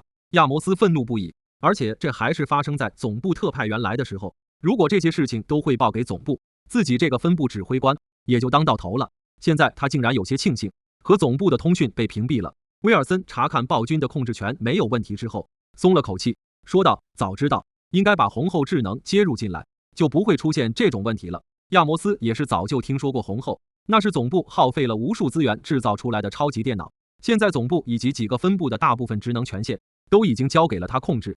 洛杉矶分部因为设备原因并没有赶上，派出所有士兵搜索基地的每一寸，把那些该死的龙国人给我干掉。在命令之后，基地之中脚步声不停，开始搜寻了起来。威尔森心里有些不安，想要调集暴君回到身边，但是因为干扰，他的控制信号无法发出。派出所有的直升机，给我把那架干扰机给我打下来。虽然听到了他的命令，但是周围的安布雷拉士兵并没有反应，毕竟现在基地之外是什么情况，他们也都知道，空中基本上已经被对方给控制住了。现在让他们起飞直升机去追击那架干扰机，那不是让他们赶上去送吗？他们虽然是安布雷拉的员工，但自己小命依然还是最重要的。威尔森眉头一皱，看到这些人并不听自己的，有些气愤。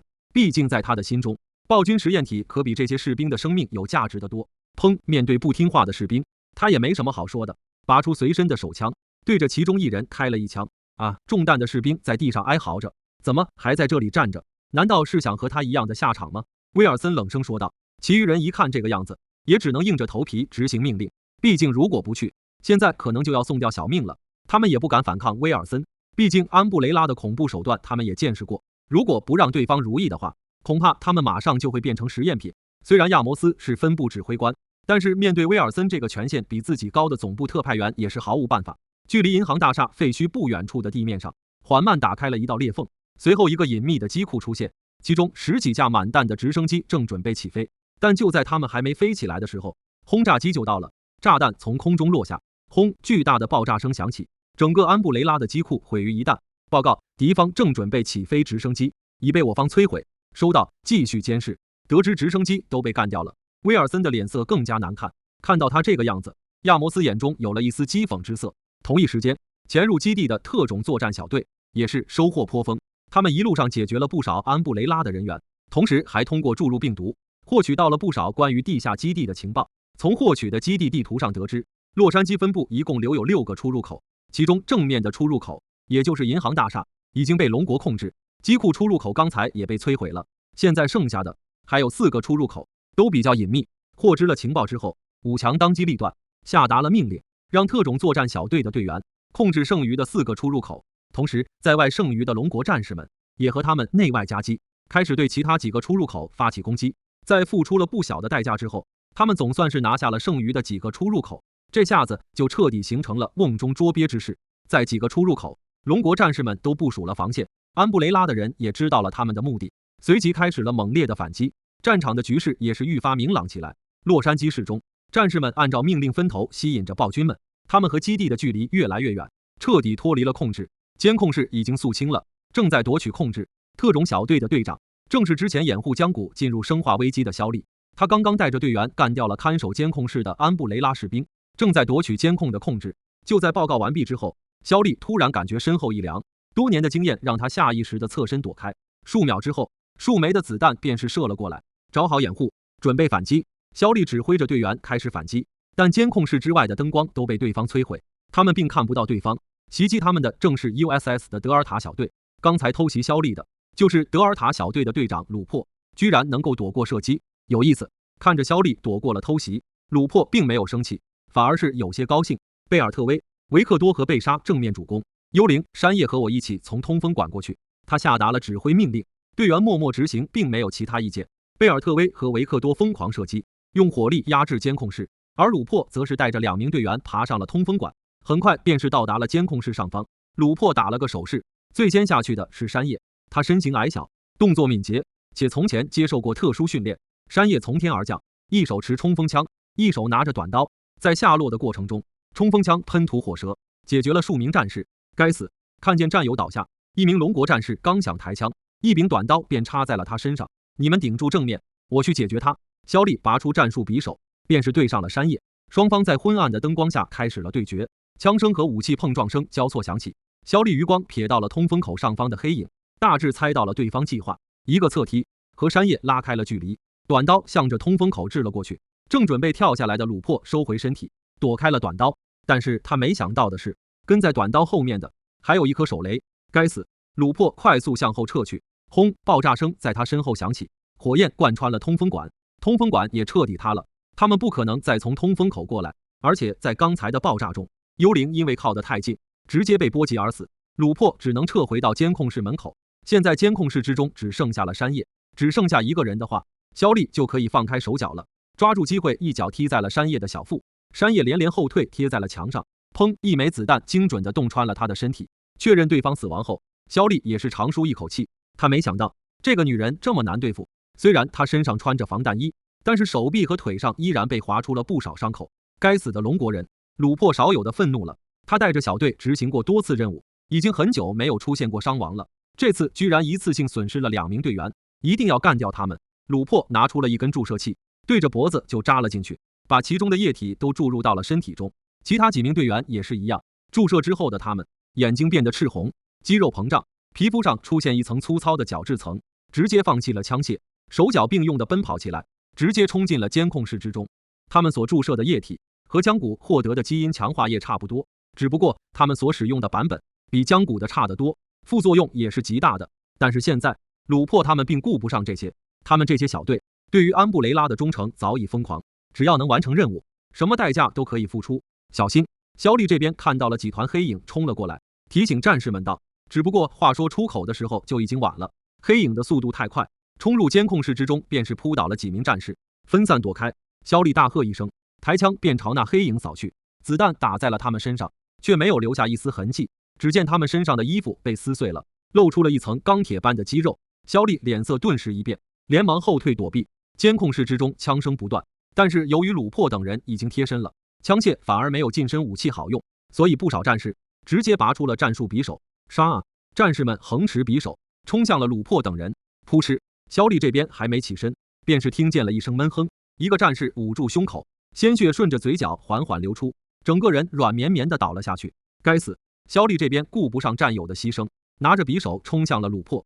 这些家伙根本不惧怕刀子，他的刀子完全刺不透对方的皮肤，一拳砸下去，只是让他们身子微微晃动了一下。肖丽的手腕处被一只锋利的爪子抓了一把，瞬间便血花四溅。吼！那只抓他的爪子猛地一甩，肖丽直接被掀飞了出去，摔落在了墙上。他的左臂被划了一条长长的伤口，鲜血喷洒而出。他感觉自己的骨头都断裂了。这些怪物简直已经不像是人类了。肖丽从地上站起来，看向那边被围困住的战士们，他们的情况同样很糟糕，身上都已经出现了不少的伤口，而且已经有好几名战士都受了致命伤，现在躺倒在地面上，如果得不到及时救治的话，死亡只是时间问题。该死！肖丽现在是力不从心，看着腰上的手榴弹，他心一横，既然这些怪物枪子儿都解决不了，那就给他们尝尝手榴弹吧。不过在这么狭小的空间里面引爆手榴弹，他肯定自己也是活不下来的。不过为了完成最后的任务，肖丽已经下定了决心。深呼吸了几口气之后，他直接冲向了怪物之首的鲁珀。这时候，鲁珀正准备对一名倒地不起的战士动手，肖丽侧身撞了上去，直接撞开了鲁珀，随后直接拔下了手榴弹的插销，紧紧地抱住鲁珀，想要和他同归于尽。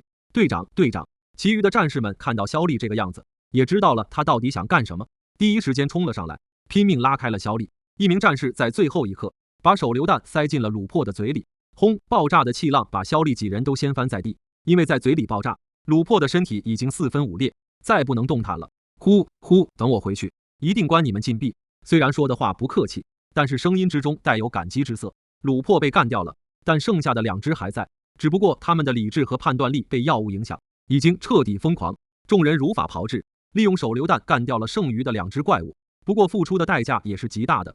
他们这一个10几人的小队已经死伤大半了，活下来的队员也是个个带伤的状态。肖丽这边报告了情况之后，很快就来人把他们替换了出去，他们也成功回到了基地之中进行治疗。指挥室之中，看到肖丽等人成功解决鲁珀等人，也是都松了一口气。他们也没有想到安布雷拉居然还有这种力量。基地之中的战斗还在持续，随着德尔塔小队被消灭，普通的安布雷拉士兵在龙国战士的打击下节节败退，一些外围的区域都已经被龙国战士所控制，安布雷拉的防线被不断压缩。不过这也提升了他们防守密度，加上地利，使得更难以突破防线，在地下基地之中形成了拉锯之势。龙博文等人也没有什么好办法，毕竟基地在地下深处，常规火力很难解决。参谋们提出了诸如使用钻地弹或者部署定时炸弹等方案，不过讨论到最后，依然没人拿出一个计划。就在这个时候，在生化危机之中的信息部队传回了一个重要消息，那就是安布雷拉公司为了控制员工，他们之中的大部分都在不知情的情况下被注入了潜藏型的生化病毒，就和之前他的抓的那些俘虏一样。原本认为之前的是巧合，现在看来这就是安布雷拉一向的方针。看着这条消息，江谷脑中冒出来一个邪恶的计划，我觉得咱们可以在这个上面下手。现在他们的控制系统中，咱们已经注入了病毒，让信息部队想办法掌握相关的权限，然后诱发安布雷拉成员身体之中的生化病毒，那样的话基地就不攻自破了。江谷对众人说道。听到他计划的众人都是吸了一口凉气，把对方都变成丧尸，这个计划可以说是相当可怕了。龙博文和傅天瑞交换了眼神，随后由龙博文起身说道，传命令，按江大校的计划准备。听到上头都敲定了计划，指挥室之中的众人也开始了分头准备。江谷额头上也是冒出了冷汗，他可以预想得到，如果计划成功，安布雷拉基地之中将会是什么样的惨状。傅天瑞只是拍了拍他的肩膀，并没有说什么。随着计划的下发，很快便是执行了起来。因为事先就已经注入了病毒，所以信息部队很快便是取得了相应的控制权。在命令之下，他们诱发了基地人员身体之中的生化病毒。另一边，安布雷拉士兵组成的防线内，他们正在奇怪，为什么对方不再进行攻击了？难道是放弃了？一名战士不断挠着自己脖子，身边的士兵打趣道，蒂斯，你该不会在女人身上染上了病吧？去你的！身边其他的士兵哈哈大笑，但就在下一秒，被称为蒂斯的士兵便转过身来，张牙舞爪地冲向了刚刚打趣他的战友。你疯了吗？蒂斯身边的士兵推搡着蒂斯，但是没想到被蒂斯一口咬断了手掌。就在其他人一脸懵逼的时候，越来越多的安布雷拉士兵成为了丧尸。没多久，这个防守点就已经被丧尸彻底占据了。同一时间，丧尸也在整个地下基地之中蔓延，尸首的据点越来越多。丧尸们在地下基地之中疯狂寻找着新鲜的血肉。指挥室之中的亚摩斯和威尔森脸色也都是相当难看。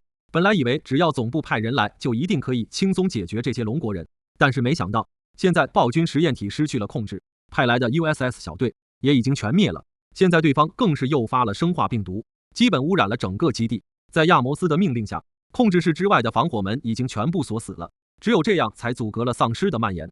但是现在指挥室之中保持清醒的人也只有数百人了，这个力量是完全不可能与龙国军队抗衡的。在安布雷拉公司悠久的历史之中，他们还是第一次遭受到如此的打击，哪怕是大洋国都没有给他们造成这么大的打击，现在居然被他们一直看不起的龙国折腾成了这样。对方不仅在城市之中打得他们节节败退，控制了洛杉矶的丧尸危机，甚至还已经夺取了他们分部基地的大半。本来一切皆在掌握之中的威尔森，现在面色惨白，强装冷静。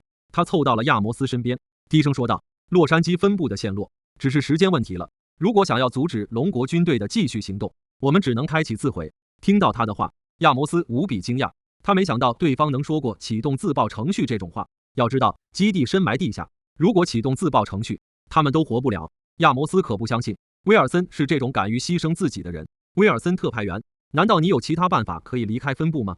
听到亚摩斯这么问，他也知道隐瞒不下去。分部最下层在当初建设的时候预留过一条轨道，通过轨道列车可以前往中转站，在哪里可以前往其他分部。听到基地地下居然有列车，亚摩斯一脸惊讶。要知道他当这个分部指挥官也有一段时间了，他完全没听说过列车的事情。不过现在也不是纠结这个的时候了，那快走吧，再晚点咱们就跑不了。亚摩斯急不可耐，他可不想成为丧尸的食物。威尔森比他想的多了一层，现在指挥室之中还有不少武装人员，如果把这件事情告诉他们，列车能带的人有限，到时候他们一定会抛下其他人的。所以现在要做的就是先稳住他们，不能告诉他们这个事情。威尔森稍微定了定神，对众人说道：各位请相信公司，这次带来的可不只有暴君实验体，还有更可怕的武器，足以扭转战局的武器。武器需要我和亚摩斯俩人授权，在我们回来之前，你们守好指挥室。听到他的话，其他人也是稍稍的冷静了一些，毕竟公司在他们心中是无所不能的。威尔森和亚摩斯则是离开了指挥室，等离开指挥室的视野范围后，他们立马小跑起来。亚摩斯则是在小跑途中，便是通过手表启动了基地的自毁程序。在威尔森的带领下，俩人朝着轨道列车所在地跑去。之所以要不顾一切启动自毁，也是因为公司的规则，公司的研究成果是一定不能落到其他人手中的，不然的话，就算是俩人逃回总部，也不会有什么好下场。在启动自毁程序的一瞬间，整个基地响起了刺耳的警报声，红色警报灯不断闪烁。刚才还信心十足的士兵和研究员们，这才知道自己被两人骗了，纷纷破口大骂。然而这已经没什么作用了，他们拥挤着想要逃出指挥室，却发现大门已经被锁死了。自毁程序启动之后，基地各处的门便是会被锁死，这也是为了保证安布雷拉的研究成果不外泄。但是警报声并没有持续多久，基地就重新恢复了正常。原来是龙国信息方面战士已经完全掌控了这个地下基地，获取了管理权限之后，亚摩斯的自毁命令自然被终止。大门解锁之后，剩余的士兵和研究员四散奔逃，但是没跑几步，他们就已经战士们围了起来。经过审问，龙国获取了情报，得知两个罪魁祸首逃跑了。龙伯文也是下达了新的命令，分出一部分人看住地下基地，还有其中幸存的人员，其余战士一定要把亚摩斯、威尔森给抓回来，是保证完成任务。正在逃跑的亚摩斯也知道了自毁程序的终止，该死的，他现在只能怒骂，并没有其他的解决办法。现在他们想要毁掉基地之中的研究成果，已经来不及了。不过还是先保住小命再说。回到总部怎么也比落在龙国人手上要好，他们已经能够看到轨道列车的影子了。但就在这个时候，身后传来了声音：停下来，双手举高，不然开枪了。子弹射在了他们脚边的地面上，俩人被迫停了下来。几十个华国战士立马便是包围了上去。就在这个时候，亚摩斯猛地拿出一个针管，插在了威尔森身上，把其中液体注射了进去。这和之前琥珀使用的是同一种，只不过这个是分部自己提取研发的，副作用更大。很快，亚摩斯在嘶吼声中，身体不断膨胀，逐渐变成了一个大肉团。肉团不断发出痛苦的惨叫声，一边冲向了战士们，而亚摩斯这边则是抓住了这个机会向后跑去。只不过有了之前应对德尔塔小队的经验，这次他们携带了不少重火力装备，很快数挺大口径机枪便是开始射击，同时还拿出了 RPG， 轮番攻击之下，进化不完整的大肉团碎裂成了一地的肉块。而亚摩斯也没有坐上列车，胸口和肚子都被开了几个大洞，等战士找到他的时候，已经没了气息。联系上级报告这些情况，很快成功截获亚摩斯和威尔森的消息便是报告了上来。指挥室之中的众人也都是松了一口气，解决了这两个人，剩下来的小鱼小虾们解决就只是时间问题了。同一时间，威尔森手中控制暴君的控制器也已经送到了相关的技术人员手里。在夺取整个地下基地的控制权之后，龙国解除了信号的屏蔽，第一时间操作控制器，控制了那些正在追杀他们的暴君。休眠指令一下达，暴君便停在了原地不动。正在被追杀的那些战士们也都是松了口气，这些怪物打又打不死，速度又快，可是给他们造成了不小的伤亡。这些最新型的实验体，哪怕不使用装备的武器，单纯依靠变态的肉体力量，也足以摧毁他们的步战车和坦克。如果不是他们经验丰富，伤亡恐怕更大。报告首长，地下基地已经肃清，俘虏安布雷拉研究员、士兵等167人，12只暴君实验体已经得到控制，正在使用冷冻罐回收，请首长指示。通讯器之中传出了5强的报告声，让指挥室众人都是精神一振。指挥室之中响起了掌声，江谷几人的脸上也都出现了笑容。如释重负的傅天瑞拿起通讯器说道：安布雷拉的研究员和士兵进行分别关押，等候审问。至于暴君和安布雷拉基地之中其他的生化兵器，先封存在基地里，局里会派出研究团队。是首长江谷的耳边也是响起了熟悉了期待已久的提示音。丁，位面任务已完成，任务奖励已经下发至您的随身空间之中。T 病毒完全解析报告，安布雷拉所制造的生化病毒，其中包含病毒合成公式、公司历次实验数据以及实验计划等。注意，随身空间是宿主本人的私人空间，只有宿主可调用。当前任务已经结束，位面结束倒计时5天，下一位面已确定，30天后开启新位面。机械战警收到完成提示音的江谷，总算是彻底放松了下来。不过这也代表着生化危机世界还有5天就要关闭了，他们要做的工作还有很多。我这边已经收到了任务完成的提示，安布雷拉分部已经被拿下，不过距离位面结束还有5天，我们得快点把研究成果都转移出来。江谷、傅天瑞和龙博文说道。听到他的确认，俩人脸上笑容更甚。我们摧毁了安布雷拉的一个城市分部，恐怕他们不会这么简单放过我们。虽然完成了任务，但是接下来几天也不能放松警惕。傅天瑞说道。龙博文也是点了点头，说不准安布雷拉公司已经准备和我们进行大战了。作为军事主官，他自然是更加小心一些。江谷也是点了点头，解决一个安布雷拉的分部，便是费了不小的力气。如果是与整个安布雷拉公司为敌，就要进行更多的准备了。江谷这边找了个理由，走出了指挥室，他准备把这次获得的奖励，所谓的 T 病毒完全解析报告交给两人。不过在他们面前凭空拿出东西好像不太好，于是江谷来到了厕所之中，打开了随身空间，拿出了奖励。体积不大，只有一枚小小的 U 盘。没想到安布雷拉生化兵器的研究结晶，现在居然落到了自己手里。这些资料对于江谷来说没什么用，但是交给那些科学家团队，说不定能起到大作用。如果他们以后也可以制造如同暴君一般的生化兵器的话，执行任务的伤亡也会大大降低。江谷带着 U 盘回到了指挥室之中，一进去就觉察出气氛有些不对。傅天瑞和龙博文的脸色都是有些凝重，看见他们这个样子，江谷开口问道：副局长，龙将军，是生化危机世界中出什么事情了吗？龙博文低头沉默不语。傅天瑞开口解释道：那边的世界没出什么问题，只是刚刚武强把统计的伤亡报告发过来了。听到傅天瑞这么说，江谷也是心一沉，完成任务让他们如释重负，一时之间都没有想到关于伤亡的问题。现在想来，被暴君追杀，怎么可能没有伤亡？这次死伤了多少战士？江谷声音有些颤抖地问道。龙博文沉默半晌，用嘶哑的声音说道：经过武强的统计，这次死亡315人，受伤1569人，其中重伤者125人，战中失踪74人，还在寻找中。听到接近2000的伤亡数字，江谷脑中也是一片空白。这个数字大大的超出了他所预料的。虽然这次我们已经拿出了顶尖的武器，但是面对这种超出常识的怪物，依然付出了不小的代价。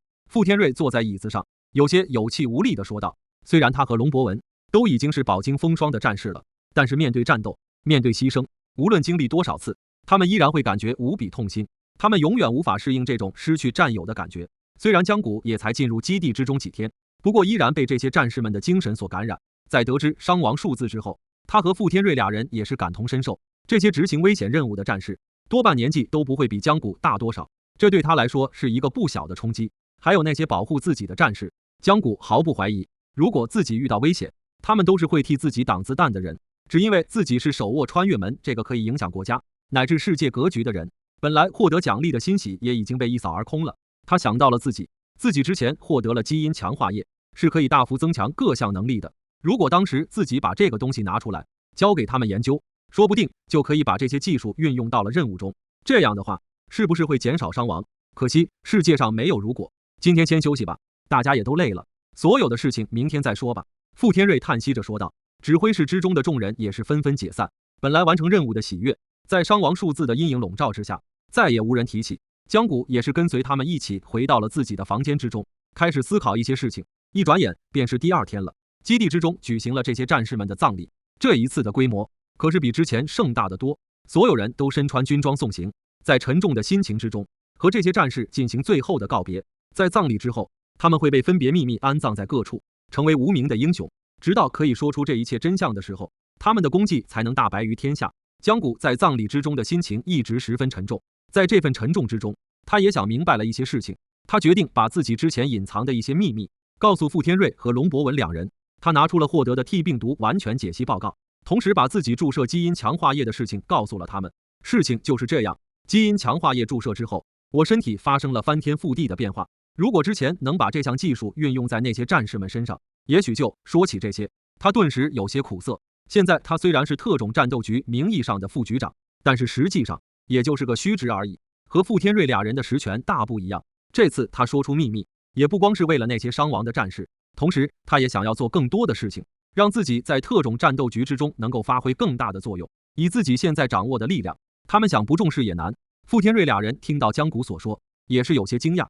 他们之前确实能够感觉到江谷隐瞒了他们一些事情，毕竟江谷身体上发生的变化挺大，除非他们是瞎子，不然不可能注意不到。但是他们当时并没有多说什么，毕竟每个人都会有自己的秘密的。加上这段时间的相处，他们也愿意多相信一些江谷。现在江谷主动说出了这些事情，也让他们对于江谷的观感更好，愈发的觉得江谷是可以信任的同志。那么多战士为了任务伤亡，我也不再相当吉祥物了。以前是没有能力，现在我已经有了力量，想要做更多的事情。江谷对俩人说道。傅天瑞俩人对视了一眼，不约而同地站起身来，对江谷敬了个礼，说道：江谷大校，多谢你的坦诚，也多谢你为伤亡战士、为国家做出的贡献，龙国一定不会辜负你的。看见傅天瑞俩人这么正式，江谷也是猛地站起身来，对他们回了一个不那么标准的敬礼。龙博文拉下江谷敬礼的手，郑重地和他握了握，这也算是彻底地认可了他。知道江谷给自己注射了基因强化液，他们立马便是安排一系列的检查。毕竟江谷现在可是比大熊猫还重要的国宝，不能出半点差错。很快，全国最顶尖的科研和医疗团队便是到了基地，开始对江谷进行全方位的检查。江谷就像小白鼠一般，被摆弄了一天。他们给江谷从内而外的做了一个全身大检查，最后得出了结论：江谷的身体相当的健康，任何毛病都没有，而且身体强度和细胞活性更是达到了让人叹为观止的程度。在检查之后，他们也给江谷做了各项测试，测试出来的结果更是把他们都给震惊住了。江谷现在无论是身体力量，还是速度和神经反应速度，都是普通战士的数十倍，而且在他们的测试中，这些还在不停增长之中。最让他们惊讶的，还是在测试之中，他们发现了江谷所掌握的一种新力量，那就是意念之力，也被称为念动力。这类能力经常在各类小说、文艺作品之中出现。简单来说，就是运用意念对物质系统的运动进行干预的能力。虽然现在江谷只能勉强抬起易拉罐，但是科研团队对这种能力十分看好，相信以后会有更多应用。傅天瑞这边在江谷的身体检查和测试结束之后，马不停蹄地打了个报告上去。毕竟江谷现在可不是一般人，他手握穿越门科技，现在更是掌握了让人匪夷所思的力量，也有心和国家共享。上面收到报告之后，也以最快速度给出了命令。既然江谷现在想参与到任务之中，那么不妨让他试试，不过也不能让他太过危险。于是经过上级批复，傅天瑞和龙博文策划一支以江谷为队长的特殊作战小队成立。小队人数在精不在多，一共只选拔了数百名战士，但是这些战士无论是家庭背景还是个人素质都是无可挑剔的。虽然只有数百人，但是也是代表龙国军队最精锐的力量。把这些人组成小队交给江谷，足以见得对他的重视了。江谷自然是相当的高兴，他现在居然也是手下有兵的人了。虽然现在他还不能随意进入穿越门执行任务，不过傅天瑞这边也是同意了，只要江谷在基地之中经过军事方面的训练，通过他们的考核，就可以逐渐参与到任务的指挥和执行之中。对于这次交上去了 T 病毒完全解析报告，龙国十分看重。一支科研小队带着全套的设备已经到了基地之中，江谷他们也是去迎接。只见军机之上下来了几位老人，除了之前见过面的张老和王老，还有一位是坐在轮椅上被推下来的。看见他来了，傅天瑞也是十分惊讶，谭老居然也来了。看见江谷一头无闻，傅天瑞介绍道，谭老可以说是龙国科学院的奠基人，领导建立了多个部门，无数科技在他手中出现。听说这2年身体很差，没想到还是来了。江谷也是打心底里佩服起满头银发的老者。看见他这个样子，傅天瑞打趣道，听说当时谭老还想让你去科学院好好的研究你呢。听到这话，江谷一阵恶寒，说道，那谭老这次来不会要把我送上解报台吧？哈哈哈，你想多了，谭老是科学狂人，又不是疯子，怎么会解报你？在傅天瑞说话的时候，谭老已经来到了面前，看着江谷，谭老眼神之中满是笑意，开口问道，小傅啊，这就是可以打开穿越门的那个年轻人吗？傅天瑞拍了拍江谷说道，谭老，他就是江谷江大校，很好很好，年轻有为，年轻有为。江谷也伸出手和谭老握了握手，虽然老人的手上褶皱很多，但是依然可以感觉到力量。谭老，咱们要不先去休息一下，工作之后再谈。听到傅天瑞的话，谭老摆了摆手说道：不用，我这把老骨头还没这么不经折腾，先带我去看看穿越门。既然谭老都这么说了，几人也都没有反对。现在的穿越门依然伫立在基地空地上，拱门散发着湛蓝色的光芒。谭老盯着拱门不由得出了神，半晌之后才说道：原本如此超越科学想象的事情，我是不太相信的，但现在亲眼得见，我也不得不相信了。之后几人来到了会议室之中，傅天瑞和江谷也把穿越门的事情从头介绍了一遍。得知穿越门那边居然是一个完整的世界之后，谭老更是惊讶，如果不是为了他的安全着想，他都想要直接去生化危机的世界看看了。情况介绍清楚之后，也到了谈正事的时候了。傅天瑞把 T 病毒完全解析报告交给了谭老，这次谭老来主要就是为了这个。一众人等来到了基地之中的实验室，这里本来就是之前科学院的研究员们建立的，就是为了研究穿越门另一边的世界带回来的新科技。现在随着谭老的到来，又拓建了不少，加装了更多精密的仪器。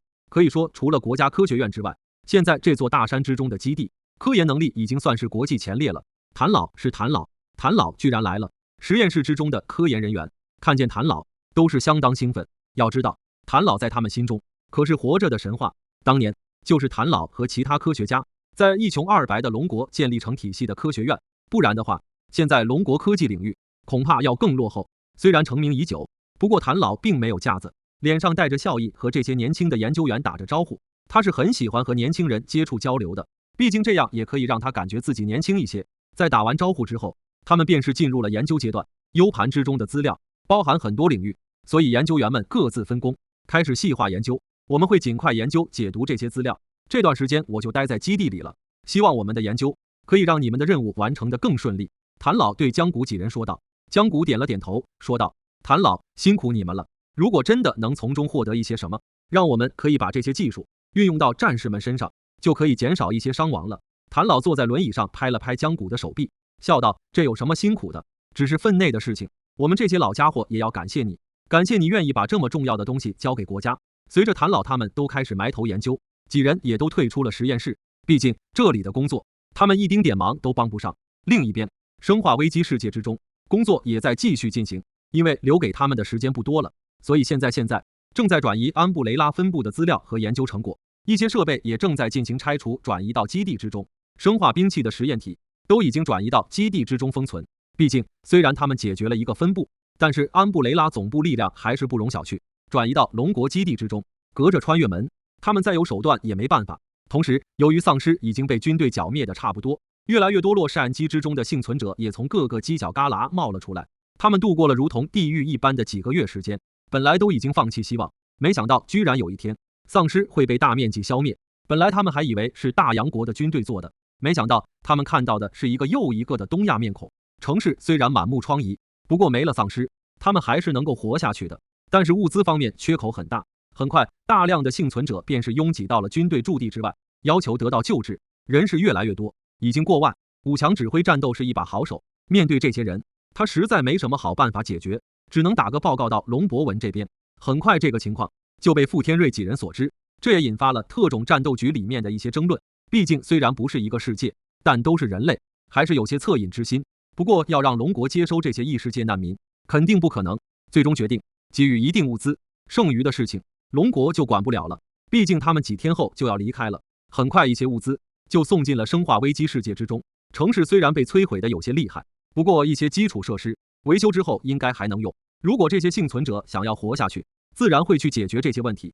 虽然幸存者之中有一部分人对于龙国只给予物资的做法很不满意，不过在全副武装的军队面前，他们也不敢怎么样。除此之外，安布雷拉也有了一些动作，派出了一些侦察无人机前来。虽然都被龙国击毁了，但是这样并没有杜绝安布雷拉的窥伺。毕竟在这个世界，他们还有不少卫星，安布雷拉利用卫星时刻监视着他们。如果不是因为生化危机世界穿越门很快就要关闭了，傅天瑞真想打个报告上去，让龙国也想办法在生化危机发射卫星对抗。随着时间一天天过去，很快就要到了关闭的时间。江谷等人还有些惋惜，虽然这次获得了不少好东西，但是穿越门这边可是一整个世界，如果解决了唯一阻碍他们的安布雷拉，他们就有可能掌控整个世界，这可比获得新技术的丰厚得多。只希望以后能有机会再回到这个生化危机世界，虽然有些可惜，不过也是没有办法的事情。在距离穿越门关闭还剩下几个小时倒计时的时候，龙国已经把其中有价值的东西取走了，无论是资料还是设备，都已经转移到了合适的地方。等到倒计时结束的时候，面前这扇湛蓝色的拱门缓缓化为虚影，最后彻底消失在江谷等人的眼中，空地上重新回归到空无一物的状态。谁能想到之前这里存在一个能够跨越世界的穿越门？结束了，傅天瑞长舒了一口气。虽然这次任务只持续了几天，不过足以让他记一辈子了。江谷也点了点头，开口说道：“虽然生化危机结束了，但下一个世界还等着我们。”他在之前便是把下一扇穿越门的目的地告诉了他们。除去这几天在生化危机之中工作的时间，还剩下25天的时间，他们就要前往机械战警的世界，执行新的任务了。至于新任务是什么，现在还不得而知。不过他们也没有松懈，第一时间投入到了准备工作之中。机械战警也算是在以前比较出名的电影了，简单来说，就是一名尽职的警员墨菲，在一次任务之中被犯罪头目干掉了。但是在那个世界之中，有一个名为 OCP 的公司，掌握着极为先进的机械改造技术。他们运用技术复活了墨菲，将他的大脑和机械体完美结合在一起，身上配备了各种武器，能应付各种各样的暴力活动的墨菲成了罪犯克星。主要故事就发生在墨菲成为机械战警之后。现在基地之中的战士，除了日常的训练之外，还多出了一个额外训练项目，那就是观看各种电视剧、电影。毕竟谁也不知道以后还会遇到什么样的世界。不过这也只是一个事前训练。从这次生化危机世界之中的经历来看，很有可能穿越门另外一边的世界并不会完全按照原本剧情来，具体还得进去之后探查情况。江谷这边同样也是和战士们一样训练，而且他的训练强度更大，毕竟他现在的身体素质已经不是普通战士可以相比的了。随着一天天的训练，给他制定的训练计划也是越来越长。不过江谷倒也是没有反感，反倒是逐渐喜欢上了这种感觉。力量释放出来之后，江谷感觉到了前所未有的舒爽，他成长的速度也是极快的，可以说在1周的时间内，他就达到了普通战士训练数年的效果。除了在经验方面还不足，其他的方面已经超过了普通战士。基地之中的战士们也是爱上了和江谷对练，毕竟和江谷对练，他们能感受到前所未有的压力，这也能催使他们更快的进步。就连龙博文对于江谷这段时间的进步也是相当的赞赏，基因强化液在其中起了不小的作用，不过也和江谷刻苦的训练分不开。就在江谷正在对练的时候，傅天瑞来到了训练场。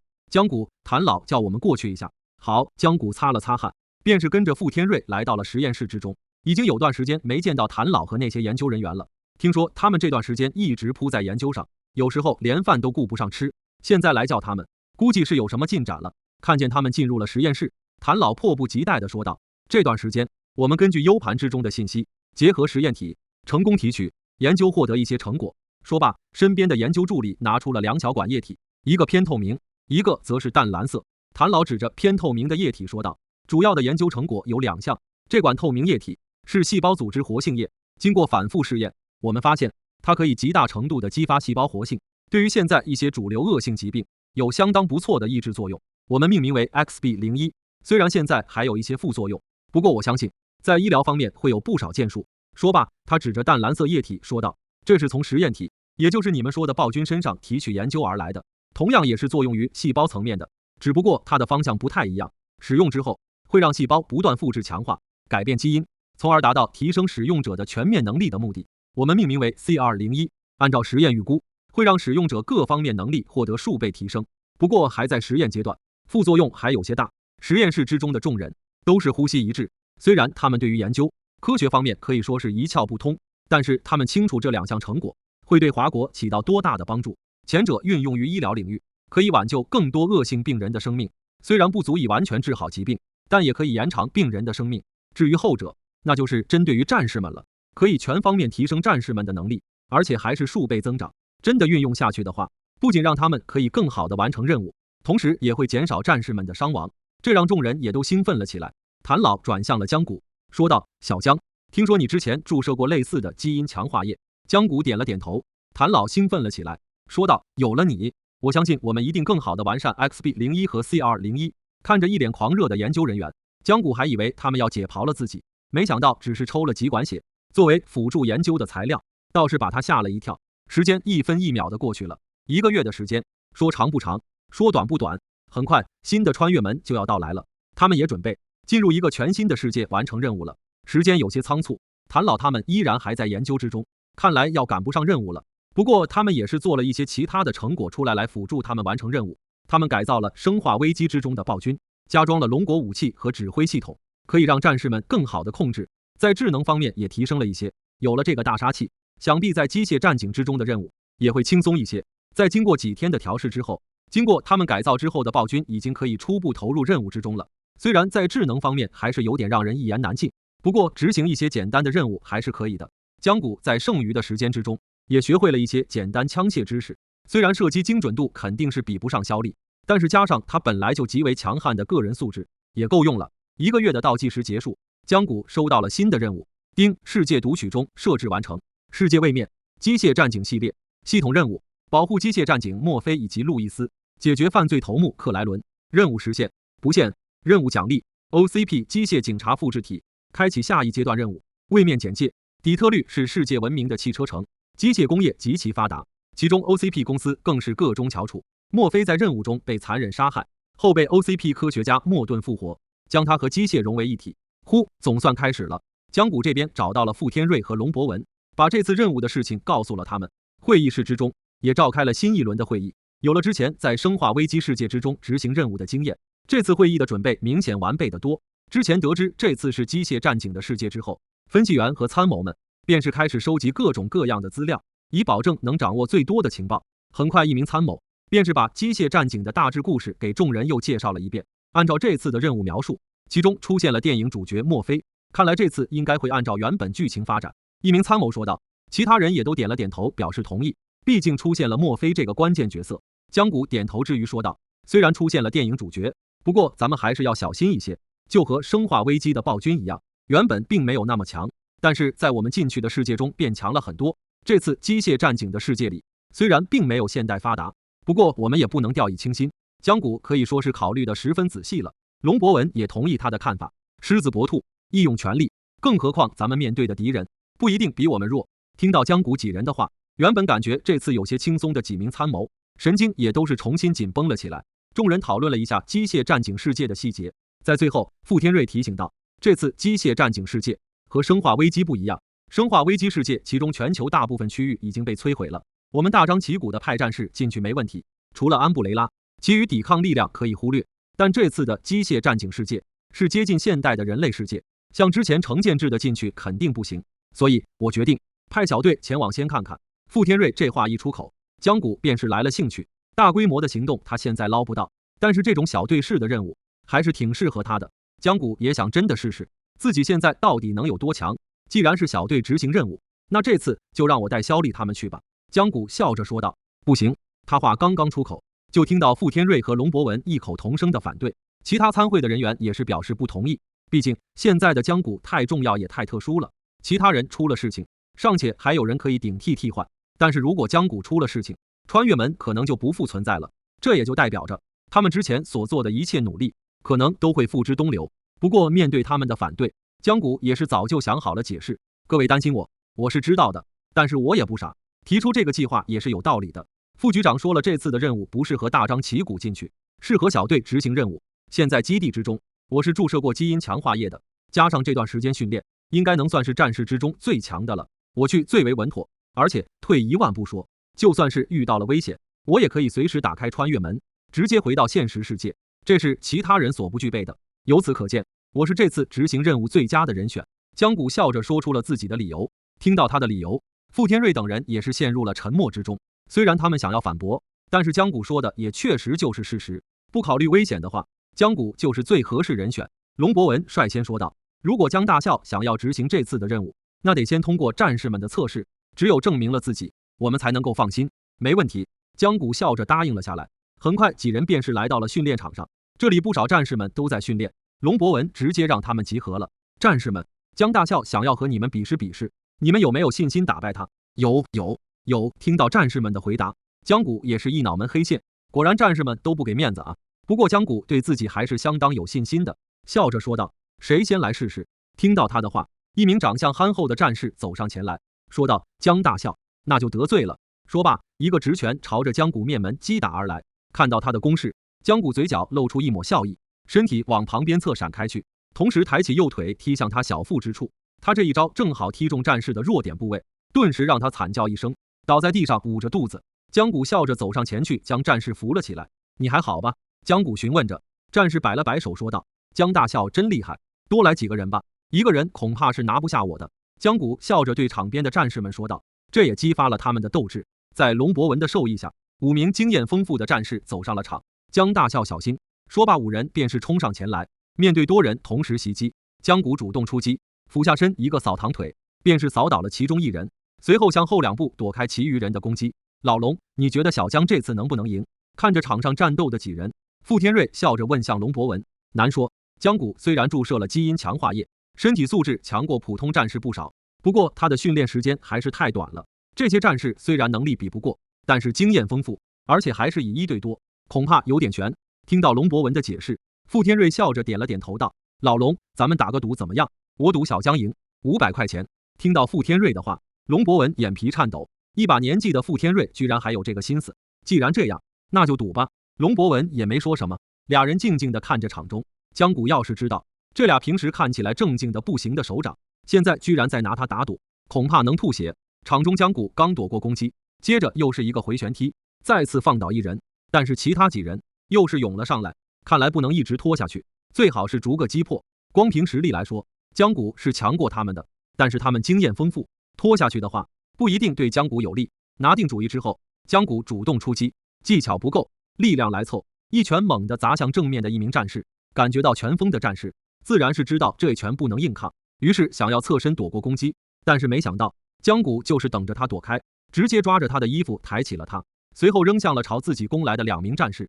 江谷不做停留，冲向了最后2名战士，他们尚且没有反应过来，便是1人被江谷赏了一拳，当然并不是全力，不然以他现在的力量，恐怕这2名战士就危险了。让2人失去战斗能力之后，剩下的3名战士被他以同样的做法解决，纷纷打出了训练场。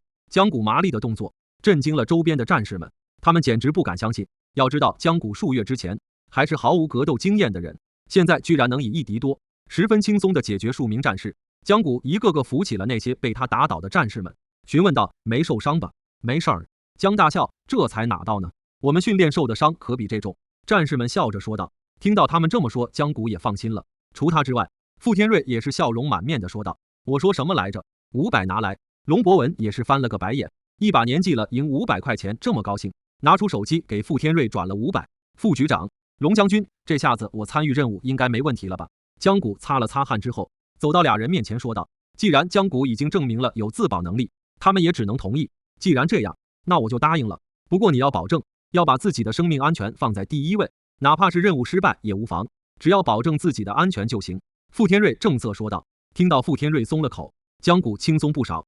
那是自然，我还有大好年华，怎么可能拿自己小命儿开玩笑？虽然傅天瑞和龙博文已经答应了，但是该做的准备还是不能少。这次他们决定先派一支10人小队进去，以江谷为队长，其余的队员也都是他旗下的特种小队队员。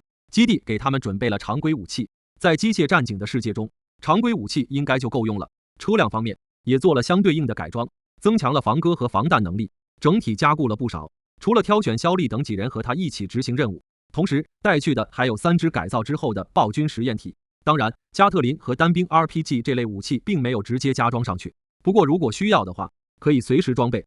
做好了准备之后，江谷便是在训练场上打开了穿越门，同样是湛蓝色的拱门。江谷他们并没有急着进去，而是放入了一些无人机前去侦查情况。无人机的画面逐渐传了过来，这次穿越门所开的地方是一片荒废的别墅区，这倒是便于他们行动了。确认4周环境安全之后，江谷便是带人跨越了穿越门。肖丽等人第一时间便是警戒4周。江谷，听得到吗？耳机之中传来了傅天瑞的声音。听得到，我们已经到达机械战警世界，看情况这里应该是底特律郊外，附近没发现什么动静。江谷报告着情况。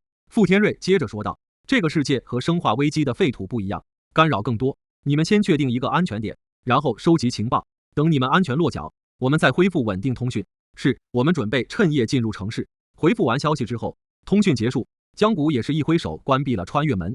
穿越门关闭之后，和基地的通讯就不复存在。之所以这么小心，也是因为这个世界比生化危机复杂得多。生化危机之中，他们之中对付丧尸和安布雷拉，在这里他们如果一个不慎，可能和大洋国为敌，所以还是要小心一些。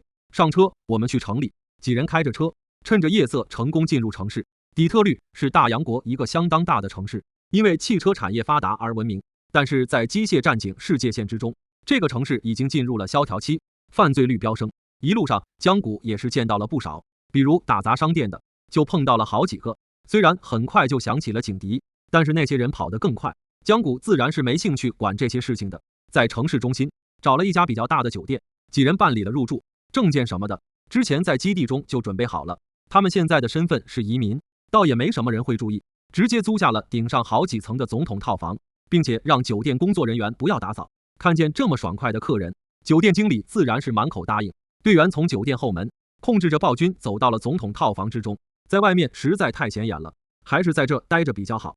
队员们在检查房间，确认没有监视设备之后，江谷打开了穿越门，恢复了和基地的通讯，报告了基本情况。因为已经是午夜，他们也就没有再出门。等到了第二天早上，酒店送上了最新的报纸，江谷扫了一眼，瞬间瞪大了眼睛。报纸头版赫然写着：警员墨菲执行任务时遭遇袭击，重伤不治身亡。没想到这么快这个倒霉蛋就出现了。江谷看着报纸喃喃自语着。报纸上刊登这张照片，就是机械战警的主角艾利克斯·墨菲，也算是一个倒霉蛋了。虽然作为一名警员他十分敬业，但是在一次行动之中太过于冒进，没有等待增援，于是被犯罪组织好好的折磨了一番，最后死在了医院之中。最后因为 OCP 科学家莫顿的新技术让他复活。好了，我们分为两队，去各自收集一些情报，记住要低调一些，别太引人注意。江谷在和基地通讯之后，也给战士们下达了命令，留了2名战士在房间之中看着穿越门和暴君，其余几人都来到了底特律的大街上，分为两队，朝着不同的方向走去。江谷带着战士们一路溜达，也算是见到了底特律的彪悍民风，加上今早墨菲的这例爆炸新闻，街头上变得更乱。虽然也有人想要找江谷几人麻烦，但是看到他们几人样子，就觉得不好惹，乖乖的走开了。就这样晃荡着，江谷他们就晃荡到了 OCP 公司。在机械战警的世界线之中， OCP 公司也算是贯彻始终的反派了。虽然机械战警技术是他们研发的，但是除了墨菲之外，他们的试验大多以失败告终。而且虽然他们制造了墨菲，但是在电影3部曲之中，他们都扮演着反派，推广机械战警也是为了他们自己的利益着想。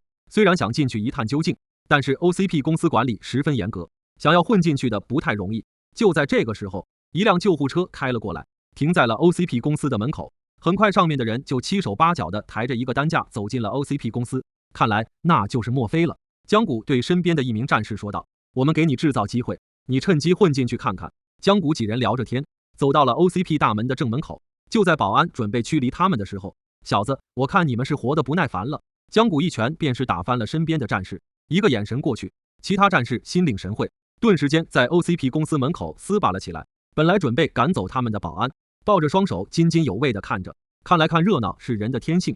就在这个时候，江谷抓起一名战士朝着2名保安扔了过去，瞬间把保安砸倒在地。顿时间，原本看戏的他们也参与了进来，周围的人越来越多，所有人都被他们吸引了注意力。等到江谷余光扫到那名战士已经进去之后，便是向战士们低声说道：跑！江谷几人瞬间脱身，离开了 OCP 公司。那几名保安站起身来之后，也是一脸懵逼，完全不知道刚才发生了什么事情。不过他们也没有细想，反正也没出什么事情，他们也没有追江谷。等过了几条街，江谷几人才停下了脚步。没事吧？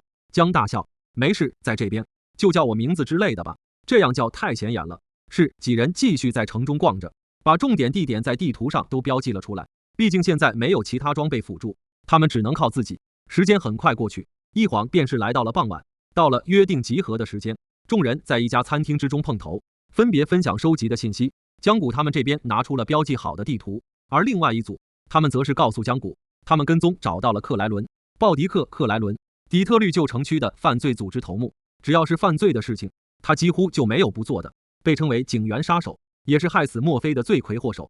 根据战士们的观察，克莱伦有几十名手下，他们不久之前抢了几座银行，有干掉了警员墨菲，现在躲在旧城区的废弃工厂区，那里是他们的大本营，藏有不少的武器。这是一条相当重要的情报，毕竟电影第1部的主要反派就是克莱伦和他的小弟，如果干掉了他们，这次任务恐怕会简单不少。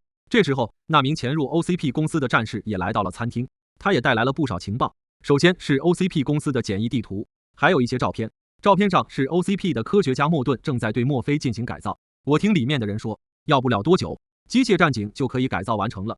江谷点了点头，思考了一下，决定了接下来的计划。OCP 的莫顿是机械战警计划的缔造者，他在原本的剧情之中会被克莱伦干掉。虽然任务没让我们保护他，但是这名机械战警之父还是很有价值的。如果能为我们所用的话，会对我们帮助不小。肖利，你亲自带上2名战士保护他。江谷对肖利说道。肖利点了点头，你们2个去盯着克莱伦那群人，不要打草惊蛇，注意安全。明白。分配完了任务之后，众人先回酒店休整了一下。江谷也把自己的任务安排报告了上去。听到他的计划之后，傅天瑞等人都没有什么意见，毕竟现在机械战警还没有正式出现，他们也就不用太过于着急行动。一晃几天便是过去了，成为机械战警的墨菲也是迎来了他的首秀。在夜晚的底特律街头上，墨菲展现了让人赞叹的强悍能力。在一个商店抢劫案中，墨菲轻而易举地抓住了罪犯，子弹射在他的装甲上被直接弹开，只留下了一个白色印记。在挟持人质案件之中，他精准地避过了受害者，直接开枪击中了犯人。绑架市长案中，他的视觉系统穿透墙壁，隔着墙壁抓出了罪犯，丢到楼下，刀枪不入，力大无穷。百发百中的机械战警墨菲成为了底特律的热门人物，甚至有的市民称他为罪恶克星。而制造他的 OCP 科学家莫顿也是名声大噪，成为了炙手可热的人物。当然，这让他原本的上司琼斯相当的不满，毕竟自己的计划失败，而莫顿的机械战警计划成功，这显然是在打他的脸。琼斯决定解决掉这个不听话的下属。根据盯梢战士提供的情报，在旧城区废旧工厂区待着的克莱伦被一个电话叫走了。这次他并没有带小弟，而是一个人开车来了市内，直接便是去了 OCP 公司。很显然，这是被 OCP 公司的2把手琼斯叫来的。毕竟在原剧情之中，克莱伦就是琼斯授意去干掉莫顿的。克莱伦离开了 OCP 公司，朝着莫顿家去了。通讯器之中传来报告，江谷回复道：收到，继续监视 OCP 公司。是。回复完之后，江谷对身边战士说道：该咱们去了，留下人在酒店之中留守。江谷带着其他人前往莫顿家，因为事先就有准备，所以江谷他们比克莱伦更快到达了莫顿家。不过江谷并没有急着现身，毕竟现在莫顿还没有遇到危险，就算是把这些事情告诉他，他也未必会相信。既然他都不相信的话，和自己合作为龙国所用，那就更不可能了。只能让他感受到危险和威胁之后，才有合作的机会。莫顿家是一栋小别墅，江谷等人埋伏在了房顶和窗台边，这样既可以观察到屋内的情况，又不容易暴露。莫顿现在正在沙发上搂着2个金发碧眼的北欧女郎，已经是乐不思蜀的状态了。江谷等人也是一阵无语，也就是莫顿现在还不知道自己的危险处境。克莱伦快到了，根据无人机的侦查，克莱伦的厢式车出现在了街区口，他直接把车开了进来，停在了莫顿家门口，四下环顾了数秒，确认没人注意到他之后，克莱伦敲了敲门。莫顿自然是不认识对方的，于是打开了门。克莱伦一把手枪直接顶在了他的下巴上，同时锁上了门，把莫顿推进了房子里。你 TM 到底想干什么？你知道我是谁吗？你以为你能逃过惩罚？莫顿朝着克莱伦大吼着。这2天他已经被媒体捧得太飘了，居然敢朝着拿枪对着他的人大吼大叫，而克莱伦明显是比电影之中更加的没人性。闭嘴！在装上消音器之后，对着一旁瑟瑟发抖的北欧女郎开了好几枪，无辜的俩人瞬间是倒在了血泊之中。要知道，在电影之中，克莱伦可是放过了他们的。原本朝着克莱伦大喊大叫的莫顿，在看到2名女郎的惨状之后，乖乖的闭上了嘴。但是他没有这样原地等死，他想要翻过沙发去拿桌上的电话。砰！一枪精准的命中了莫顿的腿。啊，我的腿！莫顿捂着流血的伤口惨叫着。克莱伦则是笑了笑说：你最好乖乖让我做完我应该做的事情，不然的话我会让你更加痛苦。中弹之后的莫顿更加惊恐，不断在地上爬着，想要远离克莱伦。克莱伦看见他依然想要逃跑，又是几枪过去，依然是打在双腿上。安静，让我做完我的事情。腿上中了几枪的莫顿脸色苍白，满头大汗，哪还敢再跑？先别动，还没到时候。江谷对身边的战士们说道。虽然现在情况还很危机，不过还并没有威胁到莫顿的生命，所以江谷决定再等等。听到他都这么说了，本来准备动手的战士们也都停了下来。只见克莱伦从怀中拿出一张光盘，放入了 DVD 之中。读取之后，电视上出现了琼斯的脸。我猜你现在正在为了小命跪地求饶吧？真可悲，你现在再也狂妄不起来了吧？莫顿看到琼斯的脸，莫顿瞬间明白了一切，这人是琼斯派来干掉他的。听着听着，我可以给你双倍，只要你放过我。莫顿疯狂地吼叫着，但是克莱伦并没有理会他。电视之中的琼斯继续说着，你知道最可悲的是什么吗？莫顿，咱们原本可以成为朋友的，可是你太嚣张了，你居然骑到了我的头上。不过生活就是这样，我们还得继续走下去。只是你的时间到头了，在这场游戏之中，你是失败者，我是胜利者。再见了。莫顿话毕，琼斯那恶心的笑脸在电视上定住了。做完了琼斯交代的事情，克莱伦也准备解决掉莫顿了，拿出一枚手榴弹样式的定时炸弹，正在准备开始倒计时的时候，玻璃碎裂声响起，江谷和几名战士直接进入到了屋内。总算是听完了反派发言，现在该我们上场了。江谷打趣地说道。刚才琼斯的话让他们感觉看了一场怀旧老电影一般。克莱伦抬枪便射，不过他的速度在战士们看来太慢了。在他刚抬枪的时候，一名战士便是率先开枪，打落了他的手枪。莫顿虽然不知道江谷他们到底是谁，不过很明显，对方是来救自己的。该死的！克莱伦眼看敌不过江谷他们，心下一狠，直接启动了定时炸弹，同时自己朝着窗边逃去。只不过在江谷眼中，他的动作太慢了。在他刚刚拿起定时炸弹的时候，江谷便已经有了行动。在他跳出窗口落地的时候，刚才自己扔下的定时炸弹居然回到了自己口袋里。该死！他第一时间掏了出来，扔到了远处。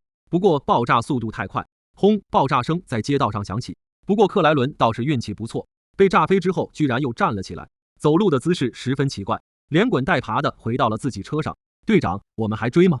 战士们询问道。江谷摆了摆手，说道：近距离承受爆炸，他应该也活不了了。动静这么大，我们也要走了。说着，他们把莫顿搬上了车，远离了街区，扬长而去。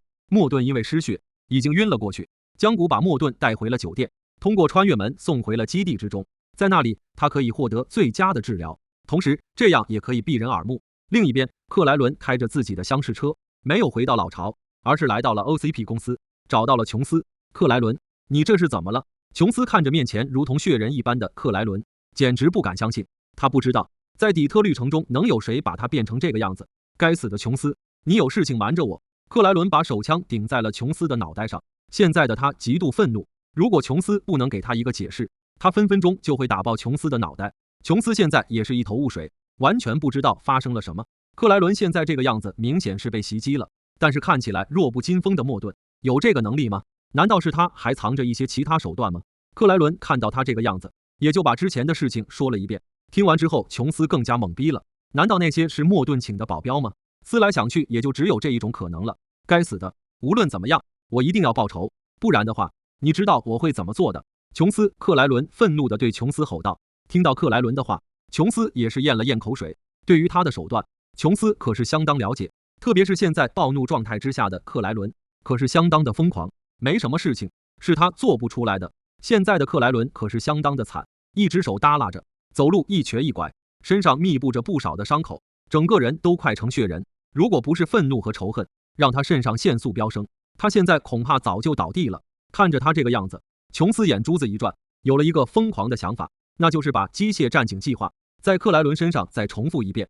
虽然现在主导计划的莫顿不在了，但是剩余的那些科研人员还在，复现这个计划应该不是什么大问题。克莱伦，我有办法让你报仇，而且还可以让你变得更强，让你能完全统治底特律的地下世界。听到这话，克莱伦放下了手枪，说道：什么办法？你知道最近那个机械战警吧？我可以让你也变成和他一样强。克莱伦几乎没有思考，便是直接答应了。琼斯这边也不耽搁，接通了电话，让之前机械战警计划的小组成员全部回到公司，准备开始对克莱伦的改造。克莱伦来到了 OCP 公司，找了琼斯。现在不少员工都开车回公司了。江谷这边收到了盯梢战士最新的报告，他摩擦着下巴对其他战士说道：没想到这个克莱伦还真活下来了，看来能够在城市地下活动的头目果然不简单。原本他们在见到克莱伦脸接爆炸之后，都觉得他应该死定了，没想到他居然撑着身体跑到了 OCP 公司，不知道他到底想要干些什么。我猜应该和机械战警计划脱不开关系，不然的话 OCP 公司的那些员工也不会在半夜叫回去。在通讯器之中，江谷也要这个情况汇报了回去。看来在克莱伦没干掉莫顿这一刻，原本的电影剧情就发生了变化。现在克莱伦没死，莫顿也可能走上另一条路。如果剧情改变了，那你们就要更加小心，遇到解决不了的危急情况，及时撤出机械战警世界。明白。结束通讯之后，江谷让盯梢的战士继续关注 OCP 公司。莫顿这边在基地之中接受着治疗，基地的医疗人员把他腿中的弹头都取了出来，还好并没有伤及什么要害部位。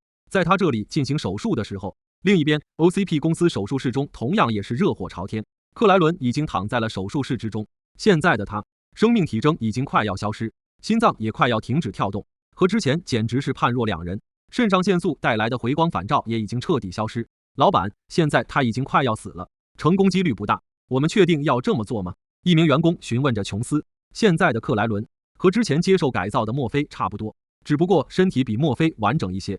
但是现在主导机械战警计划的莫顿不在，他们没有信心完美复刻计划，而且哪怕是莫顿的成功，其中也有不少运气因素，因为墨菲的意志力超乎超人，这才能够撑到改造完成。琼斯几乎没有思考，脱口而出，立马开始改造它，一定要让它变得比莫顿的机械战警更强。还有解除原本机械战警计划中的道德准则，加上一条任务，解决机械战警1号墨菲。听到这话，手术室之中的员工们都是有些惊讶。要知道，机械战警的计划是为了制造能够制止罪恶的超级警员，但是如果解除了道德准则，那么制造而出的机械战警就有可能变成杀戮机器。闭嘴，听我的就行。琼斯拿出了老板的身份以示压人，这些员工也就只能听他的，开始改造克莱伦。他们开始切割克莱伦的身体，把脆弱的人体组织更换成了机械。很快，克莱伦的身体就被拆得七零八落。随着身体组织的缺失，他那弱不可闻的生命体征开始飞速消失。手术室之中响起了警报声，如果再这样下去，克莱伦就真的变成尸体了。这突发的意外让在场的众人都手足无措，琼斯也是有些急了。他一边催促着员工继续想办法，一边来回踱步。如果克莱伦改造成功，他不仅可以在 OCP 公司之中拿到更多的权势，而且还可以用克莱伦干掉那个墨菲，然后干掉莫顿，到时候什么保镖都是没用的。所以克莱伦可以说是一切计划的基础，他一定不能让克莱伦就这样死了。琼斯把嘴巴凑到了克莱伦的耳朵旁边，低声说道：克莱伦，你准备就这样死去吗？该死的，你就这样忘记了你的仇恨吗？你忘记是谁把你害成这样的吗？是莫顿，你忘记你的复仇了吗？本来生命体征已经极其垂危的克莱伦，听到琼斯的话之后，身体似乎颤抖了一下，随后体征监测仪器上的数值开始陡然飙升。这些 OCP 员工也没想到，就这么几句话，居然就拉回了克莱伦的意识。还等什么？你们是准备等着他死吗？琼斯怒斥着员工。听到老板的话，他们也都继续开始了改造手术。仇恨让克莱伦清醒，虽然改造手术的过程十分痛苦，不过和他的愤怒比起来也不算什么了。他现在脑中只想着一件事，那就是报仇。经过一天一夜的改造手术，终于是完成了，现在已经进入到了最后的阶段。在之前改造墨菲的时候，莫顿最后洗掉了墨菲原有的记忆，这也是怕他原本的记忆影响到他的行动。这边琼斯也准备对克莱伦做去除记忆的处理，把他的记忆都清洗掉，然后输入全新的指令。琼斯对员工们说道。很快，计算机输入的插管便是插在了克莱伦的脑袋后方，开始逐渐消除他的记忆。本来是比较顺利的，但是清洗到某一部分的时候，程序忽然卡住了。这是怎么回事？琼斯询问道。几名员工手忙脚乱地操作了一番之后说道，好像是他特别抗拒消除这段记忆，似乎这段记忆让他十分仇恨。听到这里，琼斯也明白了，这多半是关于之前去莫顿家行动的记忆。琼斯脑中突然冒出了一个极好的主意，对手下员工说道，那就不要清理他的这部分记忆，同时给他输入更多仇恨和愤怒的记忆情绪。员工一时之间有些犯了难。老板，这样的话他可能就不稳定了。闭嘴，按照我说的做就行了。话还没说完，就被琼斯给打断了。员工们迫于压力，也只能按照他的命令行事。很快，更多仇恨和愤怒的情绪从计算机输入到了克莱伦的脑子之中，这些情绪似乎直接强制唤醒了克莱伦。他在手术台上睁开了眼睛，把所有人都吓了一跳。琼斯看见这个样子，突然一阵后怕，对员工说道，给他的限制之中加上一条不能伤害我的强制命令。员工虽然不知道为什么，但还是给他加入了进去。数个小时之后，总算是彻底完成了这次改造。唤醒他，琼斯激动地说道。员工们拆下了和计算机连接的接口，把面罩装上，随后启动了克莱伦。机械战警2号准备启动。很快，他便是从手术台上走了下来，眼睛扫视着四周，似乎正在确认周围的环境。机械战警2号和1号的差别不大，使用的材料和射击也都差不多，只不过1号金属呈现白色，而2号全身金属都是黑色。在琼斯的要求下，机械战警2号也是增加了更多武器，除了原本配备的 Auto 9半自动手枪，左右手也分别改进成了武器。左手可以变为火焰喷射器，而右手则是可以变为一把功率不小的链锯。和1号比起来，2号的武器可以说是丰富得多。机械战警2号向前走2步，一名员工对他命令道，这也是一项服从性测试。然而在听到他命令之后，依然原地不动。机械战警2号，走到我面前来。员工再次厉声说道。然而，机械战警2号却是从腿部装甲中取出手枪，直接对准了那名员工，场面瞬间混乱起来。我叫鲍迪克·克莱伦，不是机械战警2号，没人可以命令我。机械的声音从他嘴中传出，随后克莱伦开枪了，砰砰砰，一颗颗子弹穿透了那名员工的身体，员工倒在了血泊之中。琼斯和其他员工疯狂朝着门口跑去，克莱伦的愤怒明显没有因为干掉了一名员工就停歇，他大踏步跑了起来，比他们更快地堵住了门口，随后把手枪放回了腿上的收纳处，激活了双手的武器系统。看着喷射火焰的左手和右手的链锯，克莱伦脸上出现了笑容。让我们来试试这些个新玩意吧。说罢，他朝着人群走了过去，惨叫声接连不断地响起，残肢飞舞，血肉四处溅射。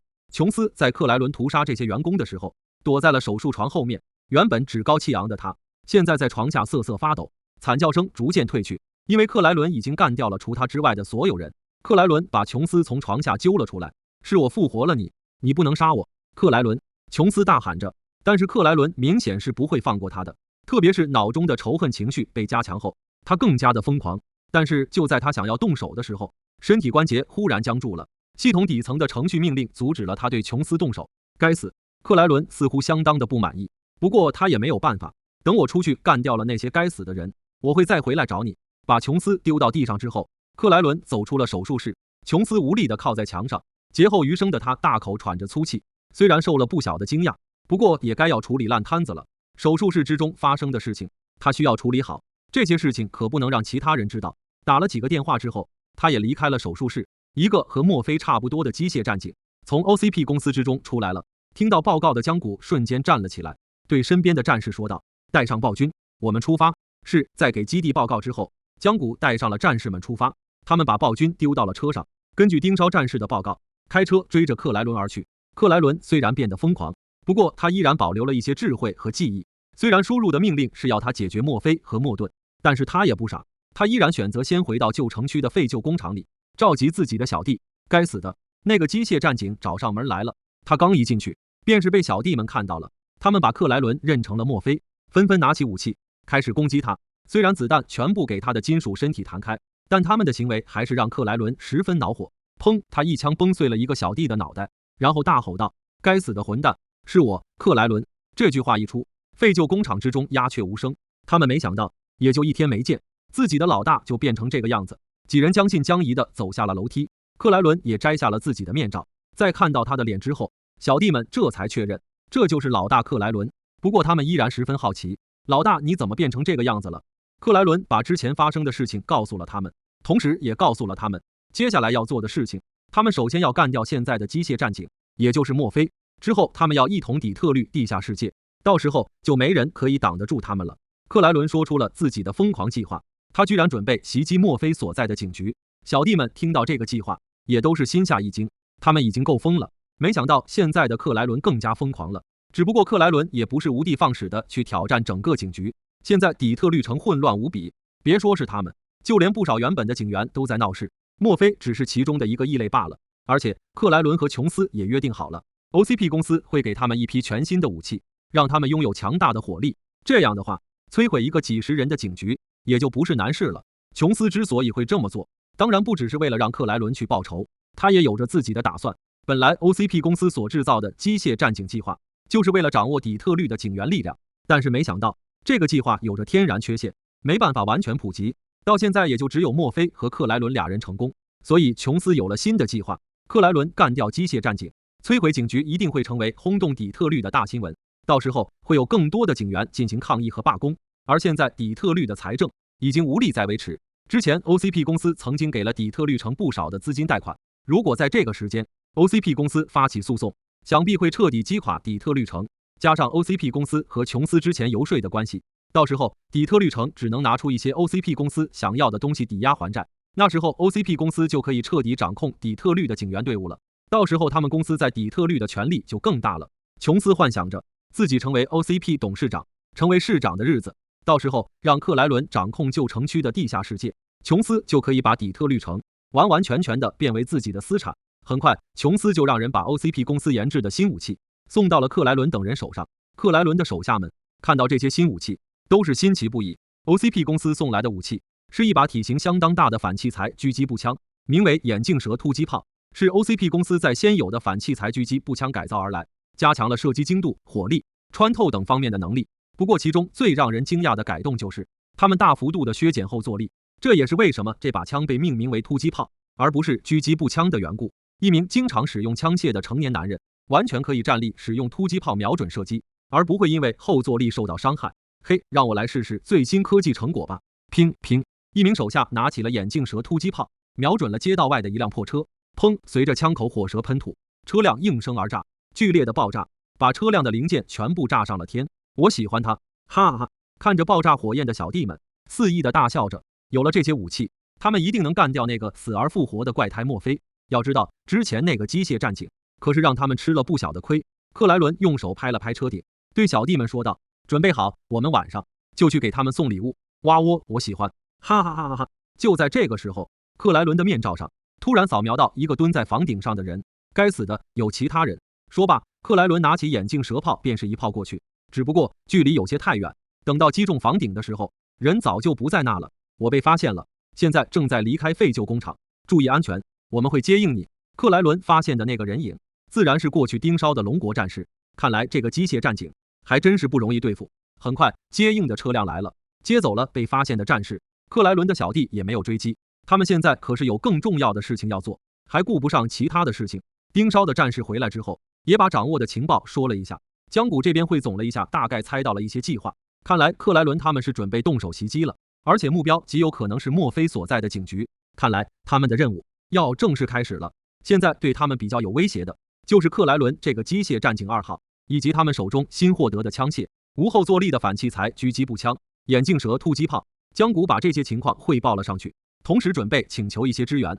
克莱伦的小弟有几十人，而且他们还在继续招收更多的罪犯。江谷这边虽然有改造之后的暴君实验体，但依然还是要小心一些。好，我们知道了，一支100人小队已经准备好，随时可以准备支援你们。龙博文的声音从通讯器之中传来，江谷他们也都是安心了一些。整个底特律旧城区暗流涌动，无数的罪犯都听说了克莱伦招收人手的事情，纷纷来到了废旧工厂区。克莱伦可是旧城区的名人，这次招收人手肯定是要做大事的。想到这个，他们都跃跃欲试。因为之前的事情，江谷他们并不敢离得太近，只能远距离使用无人机监控。还好这个世界还并没有无人机存在，所以克莱伦他们也就没有太注意。时间1分1秒的过去，黑夜逐渐笼罩了底特律城。来到废旧工厂区的暴徒已经有几百人，让我们来统治底特律的夜晚吧！出发，走，让我们撕碎城市！在克莱伦的一声令下，暴徒们拿着武器，开着各种改装车跟着他，一路冲出了工厂区。江谷等人看到他们开走之后，也是尾随在了他们的后面。数百兴奋的暴徒进入到了城区之中。克莱伦给他们的命令是，进入城区之后就开始打砸、抢劫沿街，反正是事情闹得越大越好。很快，城市宁静的夜晚被打破，四处弥漫着疯狂的笑声以及凄惨的哭喊。